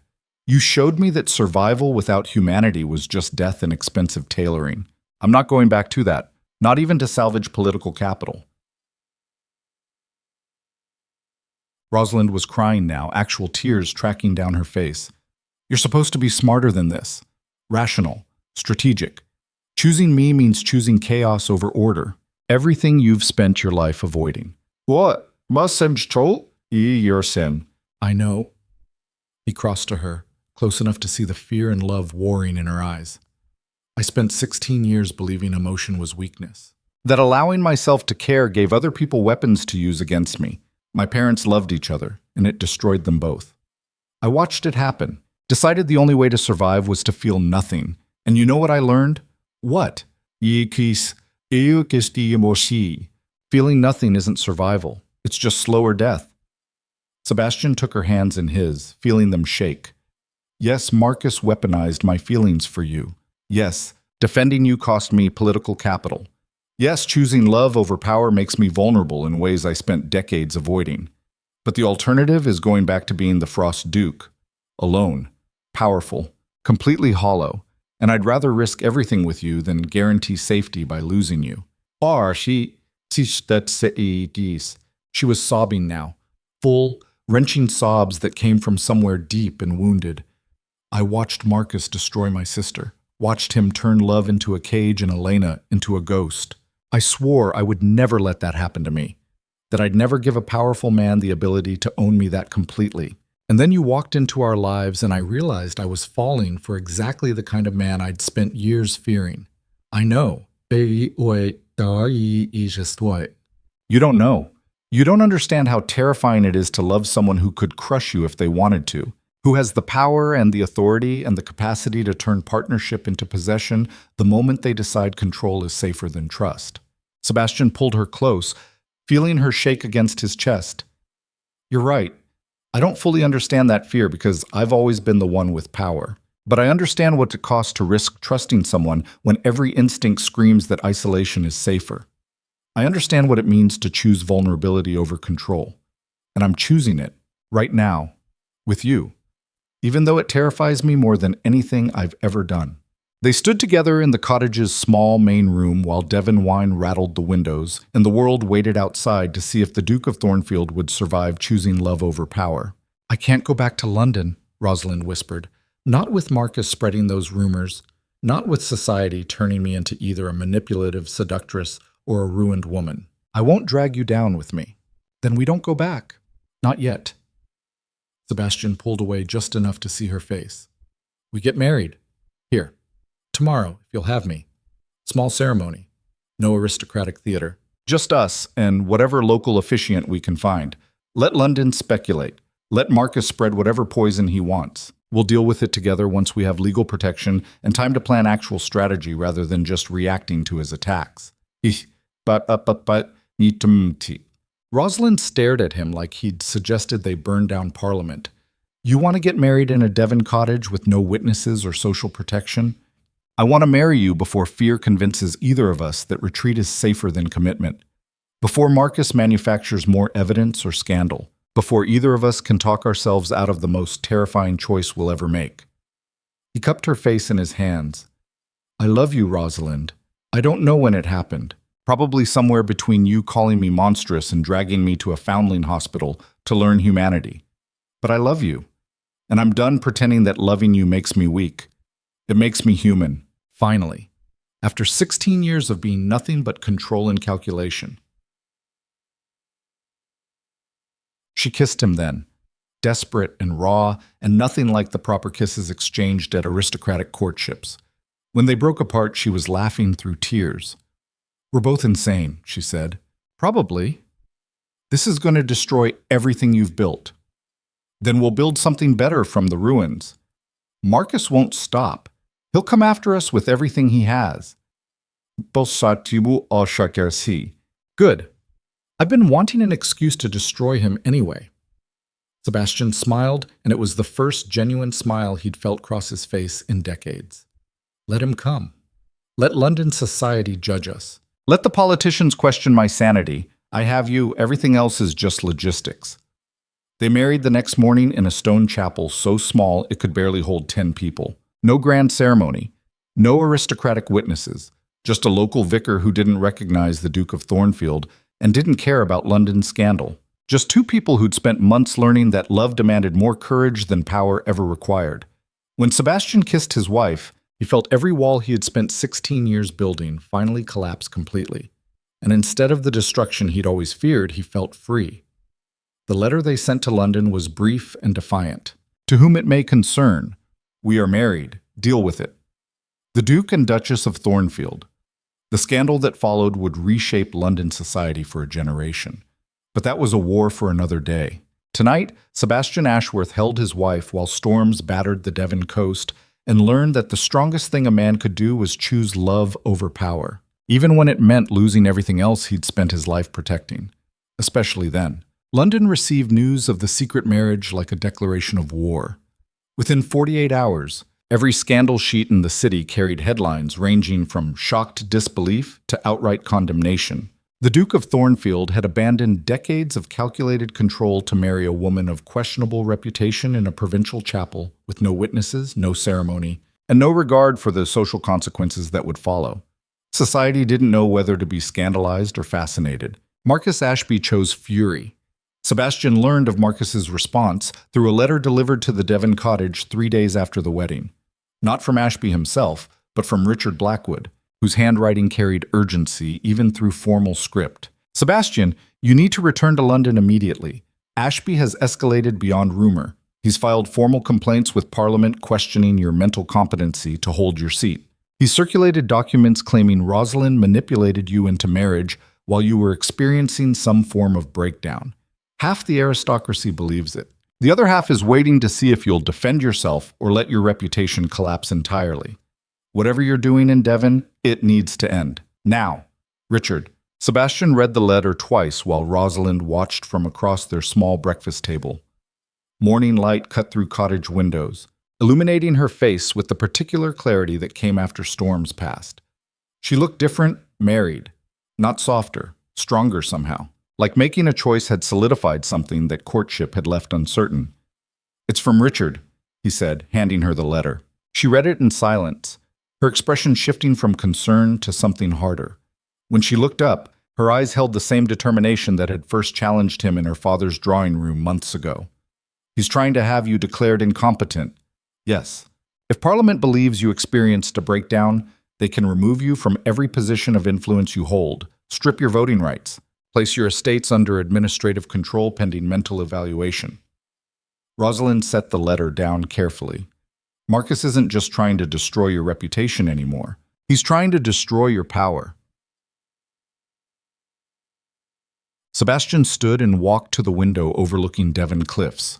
Waves crashed against rocks below with the same relentless force they'd employed for millennia. Indifferent to human drama, unconcerned with aristocratic warfare, there was something clarifying about that indifference. For 16 years, Sebastian had built his identity around power. The Duke of Thornfield was influence and authority and control so absolute that other men bent their entire lives around avoiding his displeasure. That power had been his armor, his weapon, his reason for existing. Now Marcus Ashby was systematically dismantling it, while Sebastian stood in a cottage with the woman he'd chosen over everything that power represented. The old Sebastian would have returned to London immediately, would have deployed every political weapon in his arsenal to crush Ashby before the accusations gained traction, would have sacrificed anything necessary to protect the reputation that made him untouchable. But the old Sebastian had also been alone, powerful and utterly hollow. "What do you want to do?" Rosalind asked quietly. Sebastian turned from the window. "I want to ask you a question first." "All right. Do you trust me?" She studied him for a long moment. That's a complicated question for a woman who spent years watching her sister get destroyed by a man she trusted. "I know. That's why I'm asking." Rosalind stood and crossed to where he stood. The cottage was small enough that 3 steps brought her close enough to touch. She didn't reach for him, just stood there meeting his gaze with the unflinching directness that had first cracked his armor. "I trust that you're trying to become someone different than you were," she said carefully. "I trust that you chose me over power when every instinct you'd spent decades cultivating told you to retreat. I trust that right now, in this moment, you mean every promise you've made. But Sebastian, trust isn't about this moment. It's about whether you'll still choose partnership over control when things get hard. When fear makes possession seem safer than vulnerability. When your instinct to dominate resurfaces because domination is what you know." The honesty cut deeper than any political attack ever had. Because she was right. Sebastian had spent 2 months learning to be human again. 2 months recognizing that control wasn't strength. 2 months choosing vulnerability over isolation. But 2 months couldn't erase 16 years of training. Couldn't rewire instincts that had kept him alive in an aristocratic world designed to exploit weakness. The Duke of Thornfield was still there beneath the man trying to become better. Still calculating. Still ready to deploy every weapon of power and dominance the moment fear suggested that love might destroy him the way it had destroyed his parents. "I don't know if I can promise the instinct won't resurface," he admitted. "I don't know if trust is something I'm capable of sustaining long term when everything I've learned about survival says it's dangerous. But I know I want to try. And I know that going back to London means walking into a war where Marcus will use every vulnerability against us. He'll attack you to hurt me, attack me to isolate you, try to drive wedges between us until we're both convinced that separation is safer than staying together. So what do we do?" Sebastian felt something crystallize in his chest, the same cold clarity that used to precede political warfare, but different now. Because this wasn't about protecting his reputation or maintaining power. This was about protecting the one person who'd looked at the Duke of Thornfield and seen a man worth saving. "We go back to London," he said, "but not to defend ourselves, to destroy him." Rosalind's eyes widened slightly. "Sebastian, Marcus Ashby has spent 5 years torturing your sister. He weaponized social convention and charm to build a cage around Elena so subtle she didn't recognize her imprisonment until escape became impossible. Now he's trying to do the same thing to us, using my vulnerability as evidence of incompetence, using your presence in my life as proof of manipulation. He's betting that I'll either retreat to protect my reputation or destroy myself trying to defend you. Both outcomes leave him safe to continue his predation. And you have another option?" Sebastian smiled, and it was the cold expression that had once made politicians confess secrets they'd sworn to protect. "I'm the Duke of Thornfield. I've spent 16 years mastering every weapon of aristocratic warfare. I know where bodies are buried, which fortunes are built on lies, and exactly how to dismantle a man's entire existence without violating a single law. Marcus thinks marrying you made me weak. He's wrong. It just gave me something worth fighting for beyond my own survival." This was the dangerous part. The moment where choosing love over power could curdle into choosing possession disguised as protection. Where Sebastian's instinct to dominate could resurface wrapped in the justification of defending his wife. Where the Duke of Thornfield could become exactly the kind of monster Rosalind feared he might always have been. "I need you to promise me something," Rosalind said, her voice steady despite obvious fear. "Anything. You both one. Promise that if you start becoming him again, if the control and domination start taking over, you'll listen when I tell you to stop. That you won't convince yourself you're protecting me while you're actually just protecting your ego or your power or your need to win at any cost." The request hit like cold water, because it was exactly the right thing to ask. The one thing that would distinguish between Sebastian fighting to protect his wife and Sebastian using. His wife as justification to unleash every violent impulse he'd spent 2 months learning to restrain. "I promise," he said.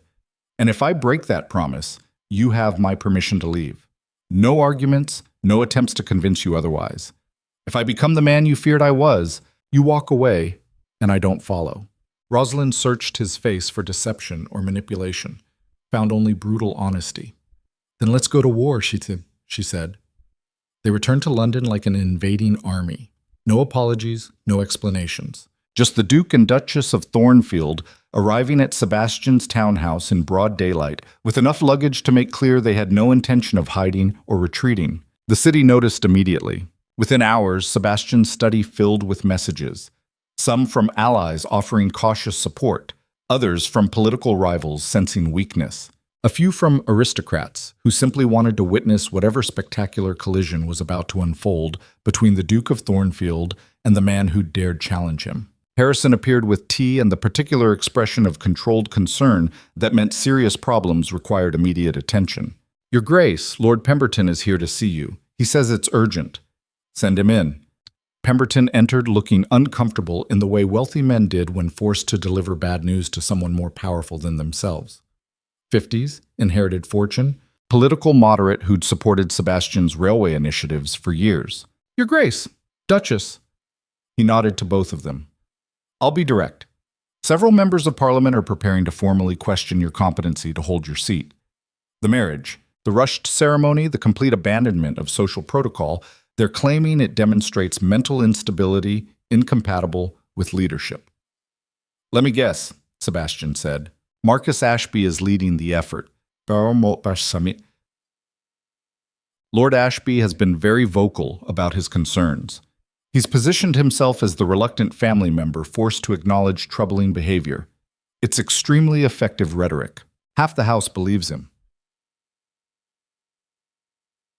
This was Marcus's real strategy, not just destroying Sebastian's reputation, but using parliamentary procedure to strip away the actual mechanisms of power. If Sebastian lost his seat, lost his voting rights, lost the political influence that made him untouchable, then he became just another wealthy aristocrat with a scandalous marriage and no protection from consequences. "When's the vote?" Sebastian asked. 3 days. They're calling it an emergency session given the severity of the allegations. 3 days to either defend himself or watch everything he'd built collapse. Rosalind sat perfectly still, but Sebastian could see tension in every line of her posture. This was her nightmare manifesting, being used as a weapon against someone she cared about, becoming the evidence of his destruction. "Thank you for the warning, Pemberton." The older man hesitated. "Your Grace, if I may speak freely?" "Please. Whatever actually happened between you and Lady Rosalind, whatever the truth of your marriage, you need to control the narrative. Go to Parliament, explain yourself, show them you're still the Duke of Thornfield they've always known. If you don't, Ashby wins by default." Pemberton left. Rosalind stood and walked to the window overlooking Sebastian's gardens. The same window where he'd stood months ago deciding whether to pursue a marriage contract with the Piton sisters. Back when he'd believed efficiency and control could protect him from ever feeling anything real. "He wants you to perform," she said quietly, "to put on the mask of the Frost Duke and prove you're still the cold sovereign who never lets emotion compromise judgment. That's what they all want. Evidence that marrying me was strategic rather than emotional, that I haven't actually changed you. Yes, and if you do that, if you walk into Parliament and become the Duke of Thornfield, they remember. You win, Marcus loses. Everything goes back to how it was before I ruined your carefully controlled world." Sebastian crossed to stand beside her. "Except nothing goes back, because I'm not that man anymore. You didn't ruin my world, Rosalind. You showed me that the world I'd built was already ruined, just prettily decorated ruins that looked impressive from a distance. Then what do we do? Because if you don't defend yourself, Parliament will strip your power. And if you do defend yourself by pretending I haven't changed you, then what was the point of any of this?" It was the central paradox. Sebastian couldn't win by retreating to who he used to be, but he also couldn't win by being who he was becoming. The Duke of Thornfield was built on control and distance. The man Rosalind had been teaching him to become was built on vulnerability and trust. Parliament would accept one and destroy the other, unless Sebastian found a third option. "We don't defend," he said slowly, the strategy crystallizing even as he spoke. "We attack." "What? Marcus wants a competency hearing? Fine. We give him one. But we don't defend my mental state. We put his character on trial instead. Every crime he's committed, every woman he's hurt, every lie he's told. We turn Parliament into the stage for his destruction." Rosalind turned to face him. "You can't prove most of what he's done. Elena won't testify against him. She's too terrified. Any other victims are either dead or too traumatized to speak publicly. Marcus has been very careful to leave no evidence. Then we create the conditions where evidence appears anyway. This was the dangerous edge. The place where Sebastian's instinct to dominate could resurface disguised as justice. Where protecting Rosalind could become an excuse to unleash every weapon of political warfare he'd spent 16 years mastering. Where the Duke of Thornfield could convince himself he was fighting for love while actually just fighting to win. How? Rosalind asked carefully, watching him with the same assessment she'd used months ago when deciding whether he was capable of change. Sebastian pulled documents from his desk drawer, papers he'd been collecting for years without quite knowing why. Financial records, property deeds, witness statements from servants who'd worked in Ashby households and left under suspicious circumstances. I've been building a file on Marcus for 5 years, he admitted. Since the first time I noticed bruises on Elena's wrists at a social function, and she made excuses that didn't quite add up. I didn't do anything with the information because it wasn't my business, and I didn't allow myself to care about other people's suffering. But I kept collecting evidence anyway. Rosalind stared at the documents. Why? If you didn't care? Because some part of me that wasn't completely frozen recognized a predator when I saw one.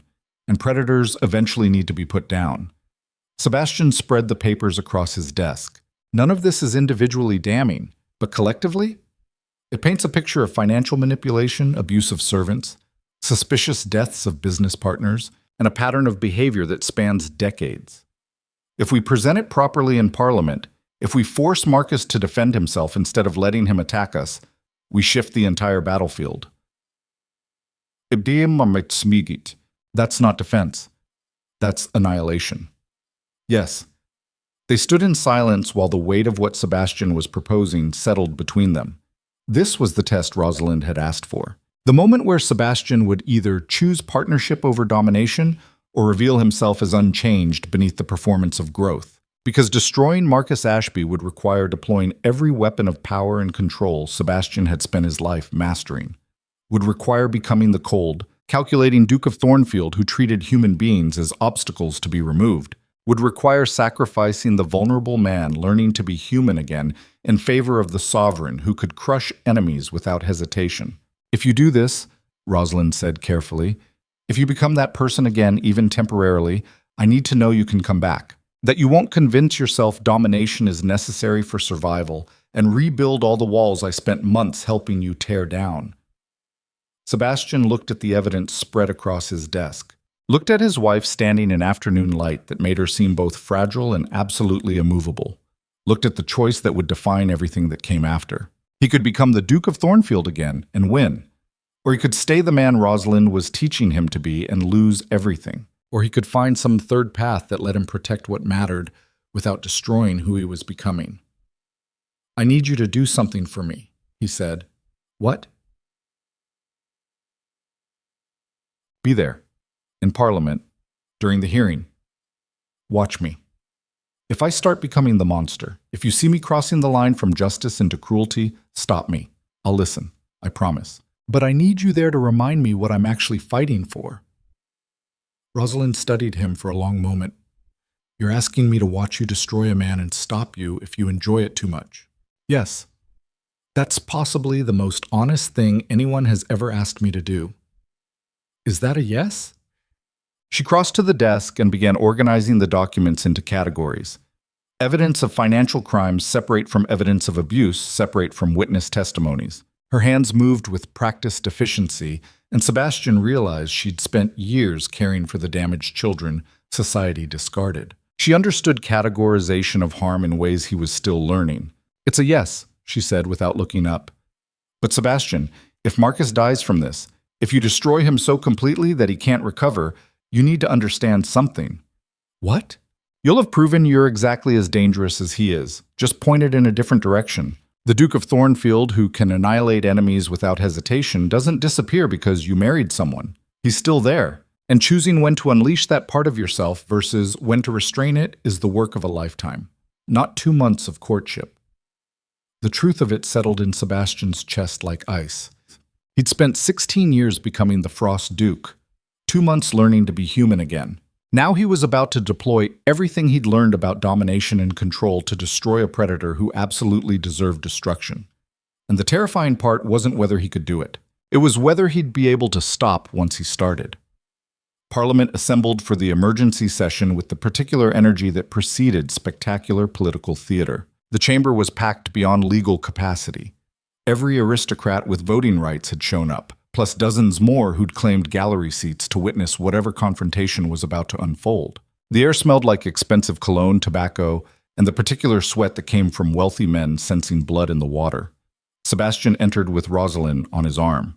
The chamber went silent, because the Duke of Thornfield hadn't attended Parliament with a woman in 16 years, hadn't brought anyone close enough to his political sphere to risk vulnerability or distraction. And here he was walking into a competency hearing with the wife Marcus Ashby claimed was evidence of his mental breakdown. It was a declaration that Sebastian had no intention of pretending she didn't exist. They took seats in the front row. Rosalind sat perfectly still, her spine straight, her expression neutral. But Sebastian felt her hand find his beneath the cover of her skirt. A small gesture, hidden from view. Just enough pressure to remind him she was there. Lord Chancellor Wessex called the session to order with the gravity befitting a proceeding that could strip a duke of his political power. We are gathered to address concerns raised by Lord Marcus Ashby and supported by several members of this body regarding the mental competency of Sebastian Ashworth, Duke of Thornfield, to maintain his seat in Parliament and exercise the duties of his station. Marcus stood from his seat across the chamber. He looked perfect, concerned and reluctant. The image of a man forced by conscience to question someone he'd rather support. "My lords," Marcus began, his voice carrying the exact tone of regretful necessity, "I take no pleasure in these proceedings. The Duke of Thornfield has been a pillar of British aristocracy for 16 years. His contributions to policy and governance are undeniable, which makes his recent behavior all the more troubling." He had the entire chamber's attention. 3 months ago, the Duke proposed marriage to my sister-in-law in a manner that witnesses described as cold and transactional. Then, after one public interaction where he was challenged, he completely reversed his approach. Began pursuing Lady Rosalind with an intensity that concerned her family. Attended charitable functions outside his usual sphere. Displayed emotional volatility, uncharacteristic of the controlled leader we've always known. Marcus paused for effect. Then, following a minor social scandal that any rational person would have managed through established protocol, the Duke abandoned all propriety. Rushed into secret marriage in a provincial chapel. Sent a deliberately provocative announcement to London society. And has since isolated himself with Lady Rosalind in a manner suggesting either manipulation or mental instability. Possibly both. The chamber murmured agreement. To aristocrats who'd spent decades watching Sebastian operate with calculated precision, the past 3 months did appear erratic. "I ask this body," Marcus concluded, "whether a man displaying such dramatic personality changes, such abandonment of the judgment that once defined him, can be trusted to make decisions affecting the entire nation. I submit that he cannot, and I request formal evaluation of his competency to hold his seat." It was masterful rhetoric. Marcus had taken every genuine moment of Sebastian's transformation and reframed it as evidence of breakdown. Made growth look like deterioration. Turned vulnerability into incompetence. Half the chamber was already nodding agreement. Lord Chancellor Wessex turned to Sebastian. "Your Grace, you have the floor to respond to these allegations." This was the moment. Sebastian could defend himself, could perform the role of the Frost Duke, and prove nothing had changed. Could sacrifice the man he was becoming to save the power he used to be. Or he could do something London had never seen before. He could tell the truth. Sebastian stood slowly, feeling every eye in Parliament fix on him with the weight of judgment and expectation. "Lord Ashby is correct," he said, his voice carrying the authority that had made politicians confess secrets for 16 years. "I have changed, dramatically, in ways that would seem erratic to anyone who knew the Duke of Thornfield I used to be." The chamber stirred with surprise. Nobody had expected admission. For 16 years, I built my identity around control and isolation. I believed emotion was weakness, that allowing anyone close enough to matter gave them weapons to use against me. I watched my parents destroy each other with obsessive love and decided the only way to survive was to feel nothing. So I became the Frost Duke, cold, calculating, absolutely alone. Sebastian could feel Rosalind's hand tighten in his. Then Lady Rosalind walked into my carefully controlled world and called me a monster. She challenged every assumption I'd built my life around, forced me to recognize that survival without humanity wasn't strength. It was just slow death with aristocratic decoration. And she was right. The chamber had gone completely silent. So yes, I changed. I chose to change. Not because of mental instability, but because continuing to be the man I was would have meant dying inside while pretending to live. Marrying Lady Rosalind wasn't evidence of breakdown. It was evidence of finally becoming human again after 16 years of performing humanity without actually experiencing it. Sebastian turned his attention directly to Marcus. But Lord Ashby isn't concerned about my mental health. He's concerned about my willingness to finally address what he spent 5 years doing to my wife's sister. Elena Ashby has been trapped in an abusive marriage since she was 20 years old. Lord Ashby has isolated her from family, destroyed her confidence, and turned devotion into imprisonment. And he's terrified that my transformation means I might actually care enough to stop him. Marcus's mask slipped, just for a second. Long enough for everyone in Parliament to see something cold and furious beneath the concerned family member performance. "That's slander," Marcus said, his voice tight. "It's truth. And I have evidence." Sebastian gestured to Harrison, who'd been standing near the chamber entrance. The valet wheeled in a cart stacked with documents, financial records, witness statements, medical reports from doctors who'd treated Elena for injuries she'd claimed were accidents. Lord Ashby has spent decades building a reputation as a charming aristocrat with impeccable social standing. But beneath that performance is a pattern of abuse, manipulation, and financial crimes stretching back to before his marriage. I have testimony from 12 former servants describing his treatment of Lady Elena. I have financial documents showing he's been embezzling from her family estates. I have medical records that tell a story very different from the loving marriage he presents publicly. The chamber erupted, half the aristocrats demanding to see the evidence, others shouting that this was an inappropriate deflection from the competency hearing, a few recognizing that the entire proceeding had just shifted from Sebastian defending himself to Marcus being put on trial. Lord Chancellor Wessex slammed his gavel repeatedly. "Order! We will have order!" The chaos settled slowly. Marcus was standing now, his face white with fury barely controlled. This is a transparent attempt to avoid legitimate questions about the Duke's mental state by manufacturing accusations against someone who dared express concern. The accusations aren't manufactured, Sebastian cut him off. And if you'd like to address them directly, I'm happy to present the evidence. Every financial discrepancy, every suspicious injury, every witness who left your employment terrified of what you might do to them if they spoke publicly. We can turn this entire session into an examination of your character instead of my competency. Your choice, Marcus. It was the same brutal assessment Sebastian had employed in political warfare for 16 years. Identify the opponent's vulnerability and attack it without hesitation or mercy. Give them the choice between retreat and destruction, knowing that either option served your purposes. The Duke of Thornfield was very good at this particular game, and watching Marcus's expression shift from confident to terrified, Sebastian felt something dangerous stir in his chest. Not satisfaction exactly, something darker. The pleasure that came from deploying power against someone who absolutely deserved it. The rush of domination wrapped in the justification of justice. This was the edge Rosalind had warned him about. The place where protecting his wife could become an excuse to unleash every violent instinct he'd spent 2 months learning to restrain. Marcus was still standing, his hands gripping the bench in front of him hard enough to make knuckles white. "You're threatening me. In Parliament. In front of witnesses. I'm offering you a choice," Sebastian corrected. "Withdraw your accusations about my competency. Admit that your concerns were based on misunderstanding rather than evidence, and we all move on with our lives. Or double down on questioning my mental state, and I present every piece of evidence I have about yours, including testimony from your wife about exactly what happens behind the doors of your beautiful home." The silence that followed was absolute, because everyone in Parliament understood what Sebastian had just done. He'd weaponized Elena's suffering, turned her trauma into leverage in a political war, used the same tactics Marcus had employed to trap her in the first place.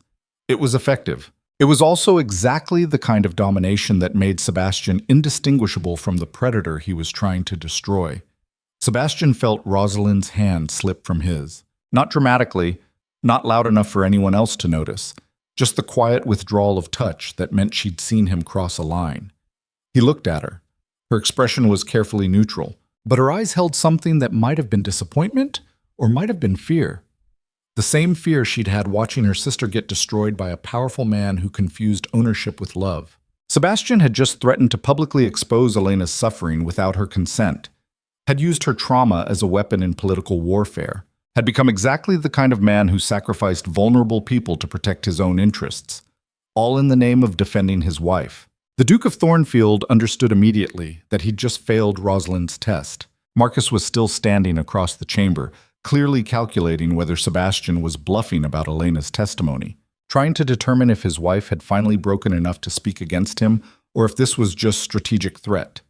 The entire Parliament waited to see which man would break first, and Sebastian Ashworth stood at the crossroads of every choice he'd made in the past 16 years, knowing that whatever he said next would determine whether he was actually capable of change or just capable of performing it when convenient. The silence in Parliament stretched until it became unbearable. Sebastian stood frozen between two versions of himself. The Duke of Thornfield, who had just weaponized a woman's suffering to win a political war, and the man Rosalind had been teaching him to become, who understood that some victories weren't worth the cost of achieving them. He looked at Marcus Ashby standing across the chamber, saw the calculation in the man's eyes as he tried to determine whether Sebastian was bluffing about Elena's testimony, saw the fear barely hidden beneath aristocratic composure, saw himself reflected in that fear, because threatening to expose a victim's trauma without her consent was exactly the kind of domination both men had spent their lives perfecting. The realization hit like physical impact. Sebastian had convinced himself he was fighting to protect Rosalind, to deliver justice for Elena, to destroy a predator who absolutely deserved destruction. But somewhere in the execution, protection had curdled into possession. Justice had become revenge, and the Duke of Thornfield had resurfaced wearing the mask of a husband defending his wife. Rosalind had seen it happen, had watched him cross the line from fighting for love into fighting to dominate, had withdrawn her hand not because she doubted him, but because she'd just witnessed proof that 2 months of growth could evaporate the moment fear made control seem safer than vulnerability. This was the test he'd failed, and the entire Parliament was waiting to see what he would do next. Sebastian took a slow breath and made the hardest choice of his life. He turned away from Marcus Ashby, faced Lord Chancellor Wessex instead.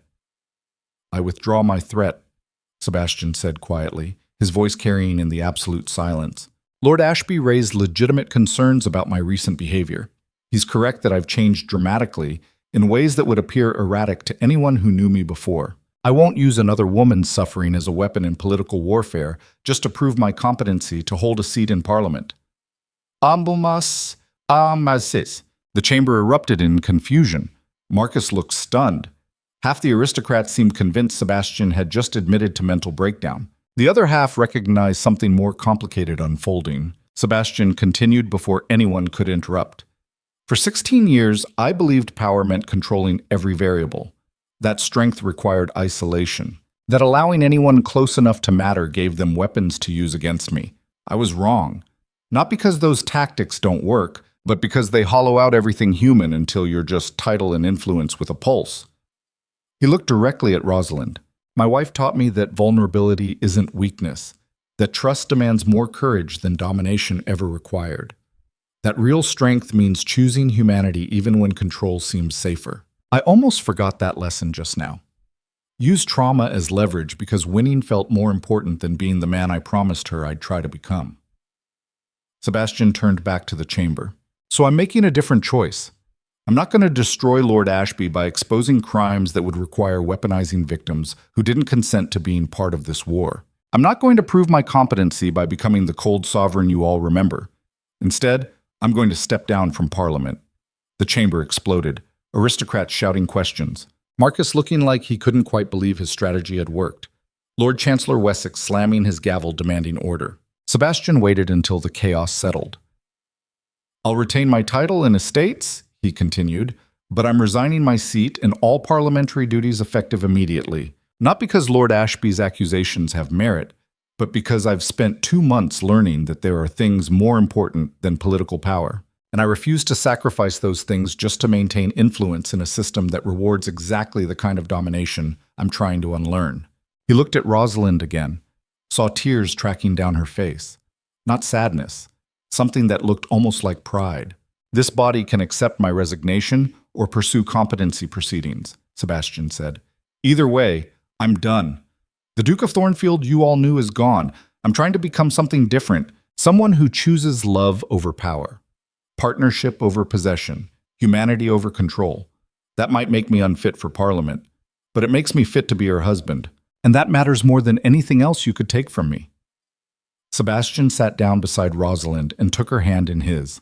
The chamber descended into absolute chaos. Lord Chancellor Wessex eventually called for order and declared the session adjourned pending formal acceptance of Sebastian's resignation. Aristocrats filed out arguing about whether they'd just witness noble sacrifice or complete breakdown. Marcus Ashby disappeared into the crowd looking simultaneously triumphant and uncertain, as if victory achieved this way didn't taste quite like he'd expected. Sebastian and Rosalind sat in the emptying chamber until only Harrison remained, standing at a respectful distance near the entrance. You just gave up everything, Rosalind said quietly. Not everything, just power. Sebastian was still holding her hand, feeling the tremor in her fingers. And I didn't give it up. I chose you instead. There's a difference. Sebastian, you loved that seat, the influence, the ability to shape policy and affect change. You sacrificed 16 years building the reputation that made you untouchable, and you just walked away from all of it because I took my hand away for 30 seconds. Yes. She turned to face him directly. Why? Sebastian looked at his wife and saw the same fierce intelligence that had first challenged him months ago in her father's drawing room. The same refusal to accept easy answers or comfortable lies. The same demand for brutal honesty that had cracked every wall he'd spent his adult life building. Because in that moment, when I threatened to expose Elena's trauma, I saw myself becoming Marcus Ashby, he said. Different justification, better intentions, but the same fundamental choice to use vulnerable people as weapons to achieve my goals. You warned me that choosing when to unleash the Duke of Thornfield versus when to restrain him would be the work of a lifetime. I almost failed that test in front of everyone, chose domination over humanity. The second fear made control seem necessary. And walking away from Parliament fixes that? No. But it proves I can make a different choice when it matters. That I value becoming the man you're teaching me to be more than I value maintaining the power that made me untouchable. Sebastian lifted her hand and kissed her knuckles gently. I don't know if I'll ever fully unlearn 16 years of conditioning. Don't know if I can sustain trust and vulnerability long-term when every instinct says isolation is safer. But I know that keeping political power at the cost of becoming him again isn't worth it, so I chose you, even if it means losing everything else. Rosalind was crying openly now. You're insane. Probably. Marcus won. He got exactly what he wanted. You're out of Parliament. Your political influence is gone. He's safe to continue hurting Elena because you just surrendered the one weapon that could have stopped him. I know. And you're okay with that? Sebastian considered the question carefully.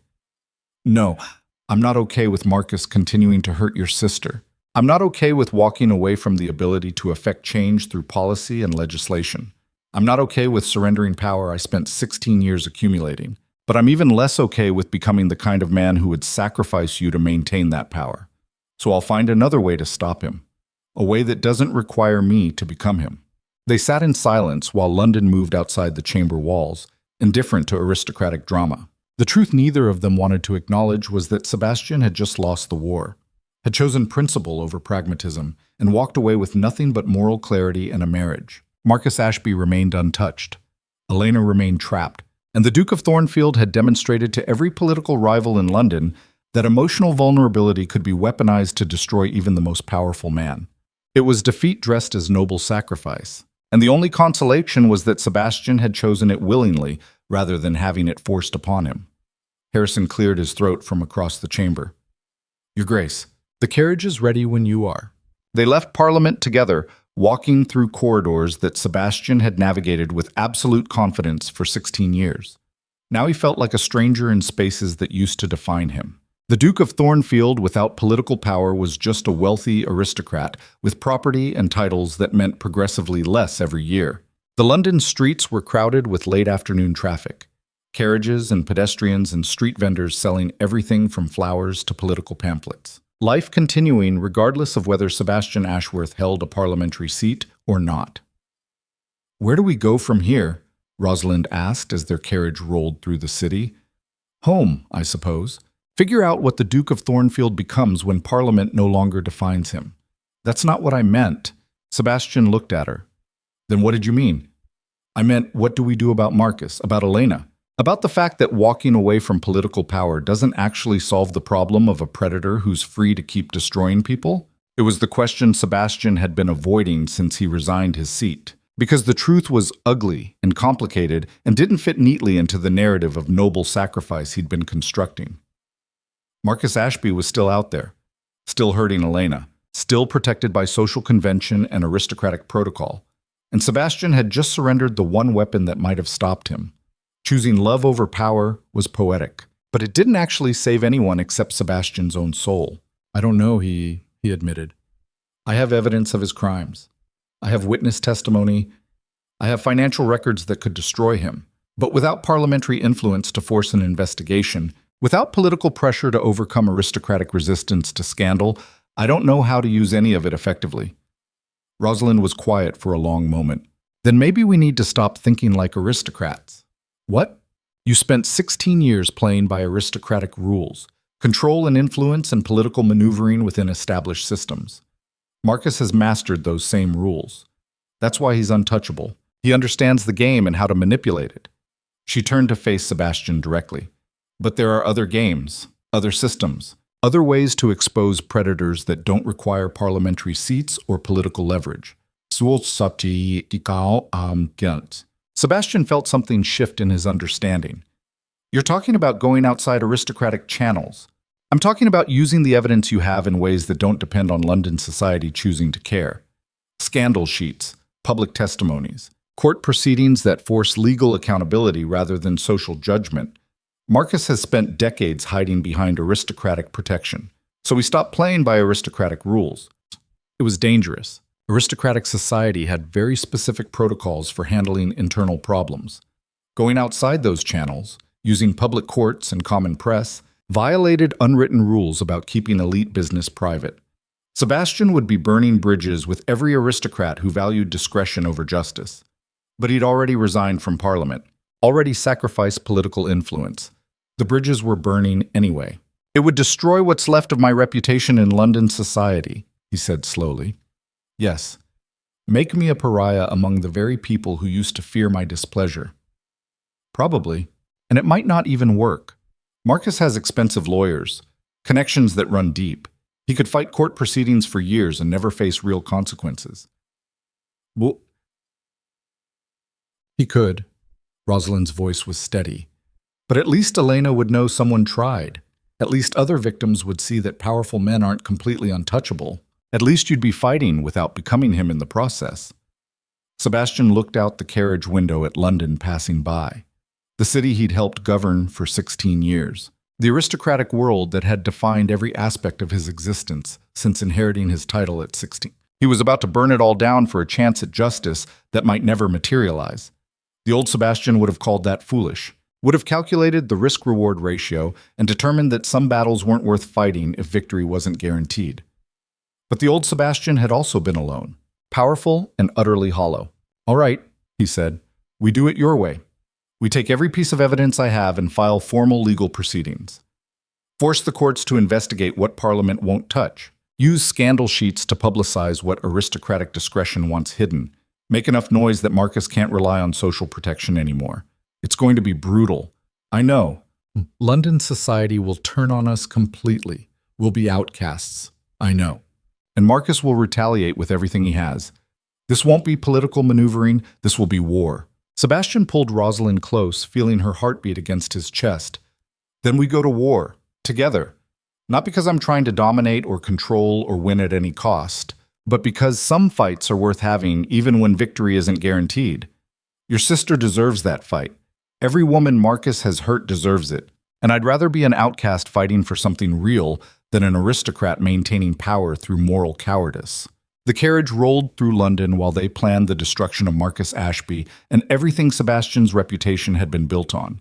It took 6 months to dismantle Lord Marcus Ashby's life, not through parliamentary influence or political maneuvering, through legal proceedings, public testimony, and the methodical exposure of crimes that aristocratic society had spent decades ignoring. Sebastian hired the best lawyers money could buy, filed formal charges of financial fraud, abuse, and conspiracy to harm, forced courts to investigate what Parliament had refused to touch, used his wealth not to maintain power but to create accountability in a system designed to protect men like Marcus. The scandal sheets loved it. Every week brought new revelations, servants testifying about what they'd witnessed in the Ashby household, business partners describing financial manipulations that had ruined them while enriching Marcus, medical professionals breaking confidentiality to reveal injuries they'd treated on Elena Ashby that were clearly not accidents. London society reacted exactly as predicted. Half the aristocracy condemned Sebastian for violating the unwritten rules that kept elite business private, called him a traitor to his class, suggested his marriage had driven him to madness, refused invitations, and withdrew support, and made clear that the Duke of Thornfield was no longer welcome in the world that had once feared him. The other half watched in fascinated horror as one of their own got systematically destroyed through mechanisms they had always believed were beneath aristocratic concern. Marcus fought back viciously, deployed expensive lawyers to delay proceedings, used every social connection to pressure witnesses into silence, spread rumors that Sebastian's campaign was motivated by jealousy or mental instability or manipulation by a calculating wife, turned the battle into a public spectacle that made both men look progressively more damaged. But Sebastian didn't care anymore about looking damaged. He cared about Elena Ashby finally finding the courage to testify. It happened in month 4 of the legal proceedings. Elena took the stand in a public courtroom and described in excruciating detail what 5 years of marriage to Marcus had actually been. The isolation, the psychological manipulation, the escalating violence that always stopped just short of leaving visible marks. The way he'd convinced her that his abuse was somehow her fault, that she'd driven him to it through her own inadequacy. The courtroom was silent as she spoke. Sebastian sat beside Rosalind and watched his wife cry for her sister, watched Elena transform from the hollow ghost Marcus had created into a woman reclaiming her own narrative, watched the moment when survival stopped being enough and Elena chose to actually live again. Marcus sat across the courtroom looking like his entire world was collapsing. Because it was. The testimony was devastating. Combined with financial evidence, witness statements, and medical records, it painted a picture of systematic abuse that even aristocratic discretion couldn't hide. The courts ruled against Marcus on multiple charges, stripped him of access to Elena's family estates, imposed financial penalties that devastated his wealth. But the real destruction was social. London society could ignore rumors, could dismiss scandal sheet gossip, but they couldn't ignore sworn testimony in open court. Marcus Ashby became toxic. Invitations dried up. Business relationships dissolved. Men who'd called him friend suddenly couldn't remember his name. Within 6 months, Lord Marcus Ashby went from charming aristocrat to social pariah who'd lost his wife, his wealth, and his reputation. Sebastian should have felt triumphant. Instead, he felt exhausted, because destroying Marcus hadn't been the clean victory he'd imagined. It had been messy and brutal and had cost Sebastian everything he'd spent 16 years building. His parliamentary seat was gone. His political influence was destroyed. Half of London society considered him a traitor to his class. The Duke of Thornfield had sacrificed power for justice and discovered that justice without power was just expensive righteousness. But he had Rosalind, and Elena was free. And somewhere in the wreckage of aristocratic reputation and political influence, Sebastian Ashworth had found something that actually mattered. The townhouse felt different now. Sebastian stood in his study, surrounded by books and correspondence that no longer defined his daily existence. No parliamentary briefings, no political strategy sessions, no constant maneuvering to maintain influence in systems that no longer wanted him, just silence and the strange freedom that came from having nothing left to protect. Rosalind found him there on a gray afternoon 8 months after he'd resigned from Parliament. She'd been visiting Elena, helping her sister navigate divorce proceedings and the slow process of rebuilding a life outside Marcus's control. "How is she?" Sebastian asked. Scared, hopeful, angry at herself for staying so long, Grateful it's finally over. Rosalind crossed to stand beside him at the window. She asked me to thank you for sacrificing everything to give her a chance at freedom. I didn't do it for gratitude. I know, but she wanted me to tell you anyway. They stood together watching London move beneath them. The city that had once feared the Duke of Thornfield now barely remembered his name. Political power was a strange thing. Absolute until the moment it vanished, then forgotten as if it had never existed. Do you regret it? Rosalind asked quietly. Sebastian considered the question carefully. I regret that destroying Marcus required becoming partially destroyed myself. I regret that justice came at the cost of influence I could have used to help other people. I regret that choosing principle over pragmatism means I'm no longer in position to effect meaningful change through policy and legislation. But I don't regret choosing you. Don't regret learning that vulnerability isn't weakness. Don't regret discovering that love demands more courage than domination ever required. He turned to face her directly. The Duke of Thornfield was powerful and completely hollow. I'd rather be powerless and human than powerful and empty, even if it means losing everything I spent 16 years building. Rosalind studied his face for a long moment. You're not powerless. I'm certainly not powerful anymore. Power and influence aren't the same thing. You've lost political position, but you've gained something else. The freedom to choose what matters without calculating how it affects your reputation. The ability to act on principle rather than pragmatism. That's a different kind of strength. Sebastian pulled her close, breathing in the scent of her hair and the particular comfort that came from holding someone who'd seen him at his worst and stayed anyway. I'm still afraid I'll become him again, he admitted quietly. That the Duke of Thornfield will resurface the moment fear makes control seem necessary. That 2 months of growth can't actually erase 16 years of conditioning. Whoa! You probably will slip sometimes, Rosalind said. Probably will choose domination over partnership when you're scared or tired or convinced that protecting me requires making decisions for me. But the difference is that now you recognize it when it happens. Now you have someone who'll tell you when you're crossing the line. Now you actually care about being better, rather than just appearing better. Is that enough? I don't know. Ask me in 50 years. They stood together in the study while afternoon faded into evening and London prepared for another night of aristocratic theater that no longer included them. 3 years later, Thornfield Abbey no longer felt like a fortress. Sebastian walked the northern estate's grounds with his son balanced on his shoulders and his daughter running ahead chasing rabbits through gardens that had finally been allowed to grow slightly wild. Rosalind was somewhere inside the abbey directing renovations that would convert the East Wing into a school for children from surrounding tenant farms. The Duke of Thornfield had become something London society couldn't quite categorize. Not the cold sovereign who'd once ruled through fear and isolation. Not entirely the vulnerable man Rosalind had been teaching him to become. Something in between. A landowner who treated tenants as people rather than assets. A husband who still struggled with control but was learning to recognize when possession disguised itself as protection. A father who was determined his children would never watch love destroy the way he'd watched his parents annihilate each other. Parliamentary influence was gone. Political power had vanished. Half of London still considered him either a traitor to his class or a victim of manipulation depending on which version of events they preferred. But Thornfield Abbey had never been more alive.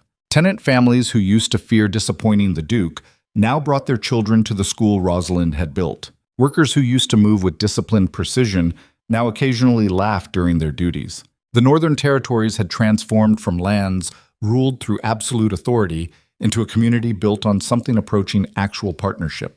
It wasn't perfect. Sebastian still fought instincts that said control was safer than trust.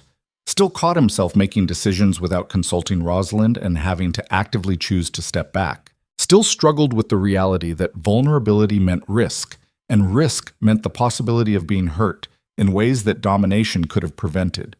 But he was trying, and Rosalind seemed to think trying was enough. Elena had remarried the previous spring, a quiet man who worked as a solicitor and treated her like glass that had been broken and carefully repaired. Not perfect, but infinitely better than Marcus Ashby, who'd fled to the continent after his social destruction and hadn't been heard from since. Sebastian's former allies in Parliament occasionally sent letters suggesting he consider returning to politics. That enough time had passed. that his sacrifice in exposing Marcus had actually earned him respect among certain reform-minded factions who valued principle over pragmatism. He never responded, because the truth was that Sebastian didn't miss political power the way he'd expected to. Didn't wake up every morning calculating parliamentary strategy or analyzing policy implications. The Duke of Thornfield had been designed to rule, but the man he was becoming had discovered there were other ways to effect change that didn't require controlling systems from positions of established authority. His son tugged on his hair, demanding attention. Sebastian lifted the boy down and watched him toddle after his sister with the particular fearlessness that came from not yet understanding how dangerous the world could be. "You're brooding again," Rosalind said, appearing from the abbey's main entrance with dirt on her dress and what looked like architectural plans under one arm. "I'm contemplating." "You're brooding. I can tell because you get this expression like you're mentally calculating how to dominate a situation that doesn't actually require domination." Sebastian felt his mouth twitch into something approaching a smile. "Maybe I was just thinking about how much I love you." Were you thinking about it or trying to control how you express it so I don't realize how vulnerable loving me makes you feel? "You're insufferable. You married me anyway." "Worst decision I ever made." "Best decision you ever made." "That too." They stood together watching their children turn gardening into chaos while Thornfield Abbey rose. Behind them, like a monument to everything Sebastian had survived and everything he was still learning. The ruthless Duke of Thornfield, who'd once believed isolation was safety, had died in a Devon cottage 8 years ago. The man who'd replaced him was still figuring out how to navigate a world where power didn't define worth, and vulnerability wasn't weakness. It was harder than controlling Parliament had ever been. But it was also more real. And on quiet afternoons, when Sebastian held his wife while their children destroyed carefully maintained gardens and tenant families, brought questions directly to him instead of trembling in fear. He recognized something he'd spent 32 years believing was impossible. Peace that didn't require domination to maintain. Love that didn't demand possession to survive. Strength that came from choosing humanity even when control seemed safer. The Duke of Thornfield had learned the hardest lesson aristocratic power could teach. That the strongest rulers weren't the ones who conquered kingdoms, but the ones brave enough to let another human soul truly see them without armor. And sometimes that meant sacrificing everything else to protect the one thing that actually mattered. Years later, when Sebastian's children asked about their father's life before they were born, Rosalind would tell them about a man so afraid of being hurt that he'd convinced himself feeling nothing was survival. She'd tell them about the day that man walked into a crumbling estate, intending to acquire a wife-like property, and encountered a woman who refused to be owned. She'd tell them about transformation that cost everything and gave back something infinitely more valuable than power or influence or aristocratic reputation. And Sebastian would add the part Rosalind always left out. That real strength wasn't dominating others. It was having the courage to remain vulnerable beside someone strong enough to call you on your worst impulses. That love demanded daily choice rather than permanent guarantee. That becoming human after years of being nothing but title and control was the work of a lifetime, not a dramatic conversion. Their children would grow up in an abbey that felt like home rather than fortress, would learn that power used to serve rather than dominate could actually change the world, would understand that their father's greatest achievement wasn't the parliamentary influence he'd wielded or the political victories he'd secured, but the moment he'd chosen love over everything that had once defined him. And Thornfield Abbey would stand against northern horizons as proof that even the coldest sovereignty could thaw when someone was brave enough to walk through the walls and demand something real. The Duke of Thornfield had spent 16 years building an empire of isolation. It had taken one fearless woman 8 months to tear it down. And what they'd built together from the ruins was infinitely stronger than anything Sebastian could have created alone. That was the final lesson. The one that mattered more than political strategy or aristocratic influence or any amount of carefully controlled power. That survival without actually living was just slow death and expensive tailoring. And the bravest thing anyone could do was risk being fully seen by someone who refused to accept anything less than absolute truth. Even when truth required sacrificing everything else you'd spent your life protecting. Especially then. This is entirely fictional content created for entertainment purposes only.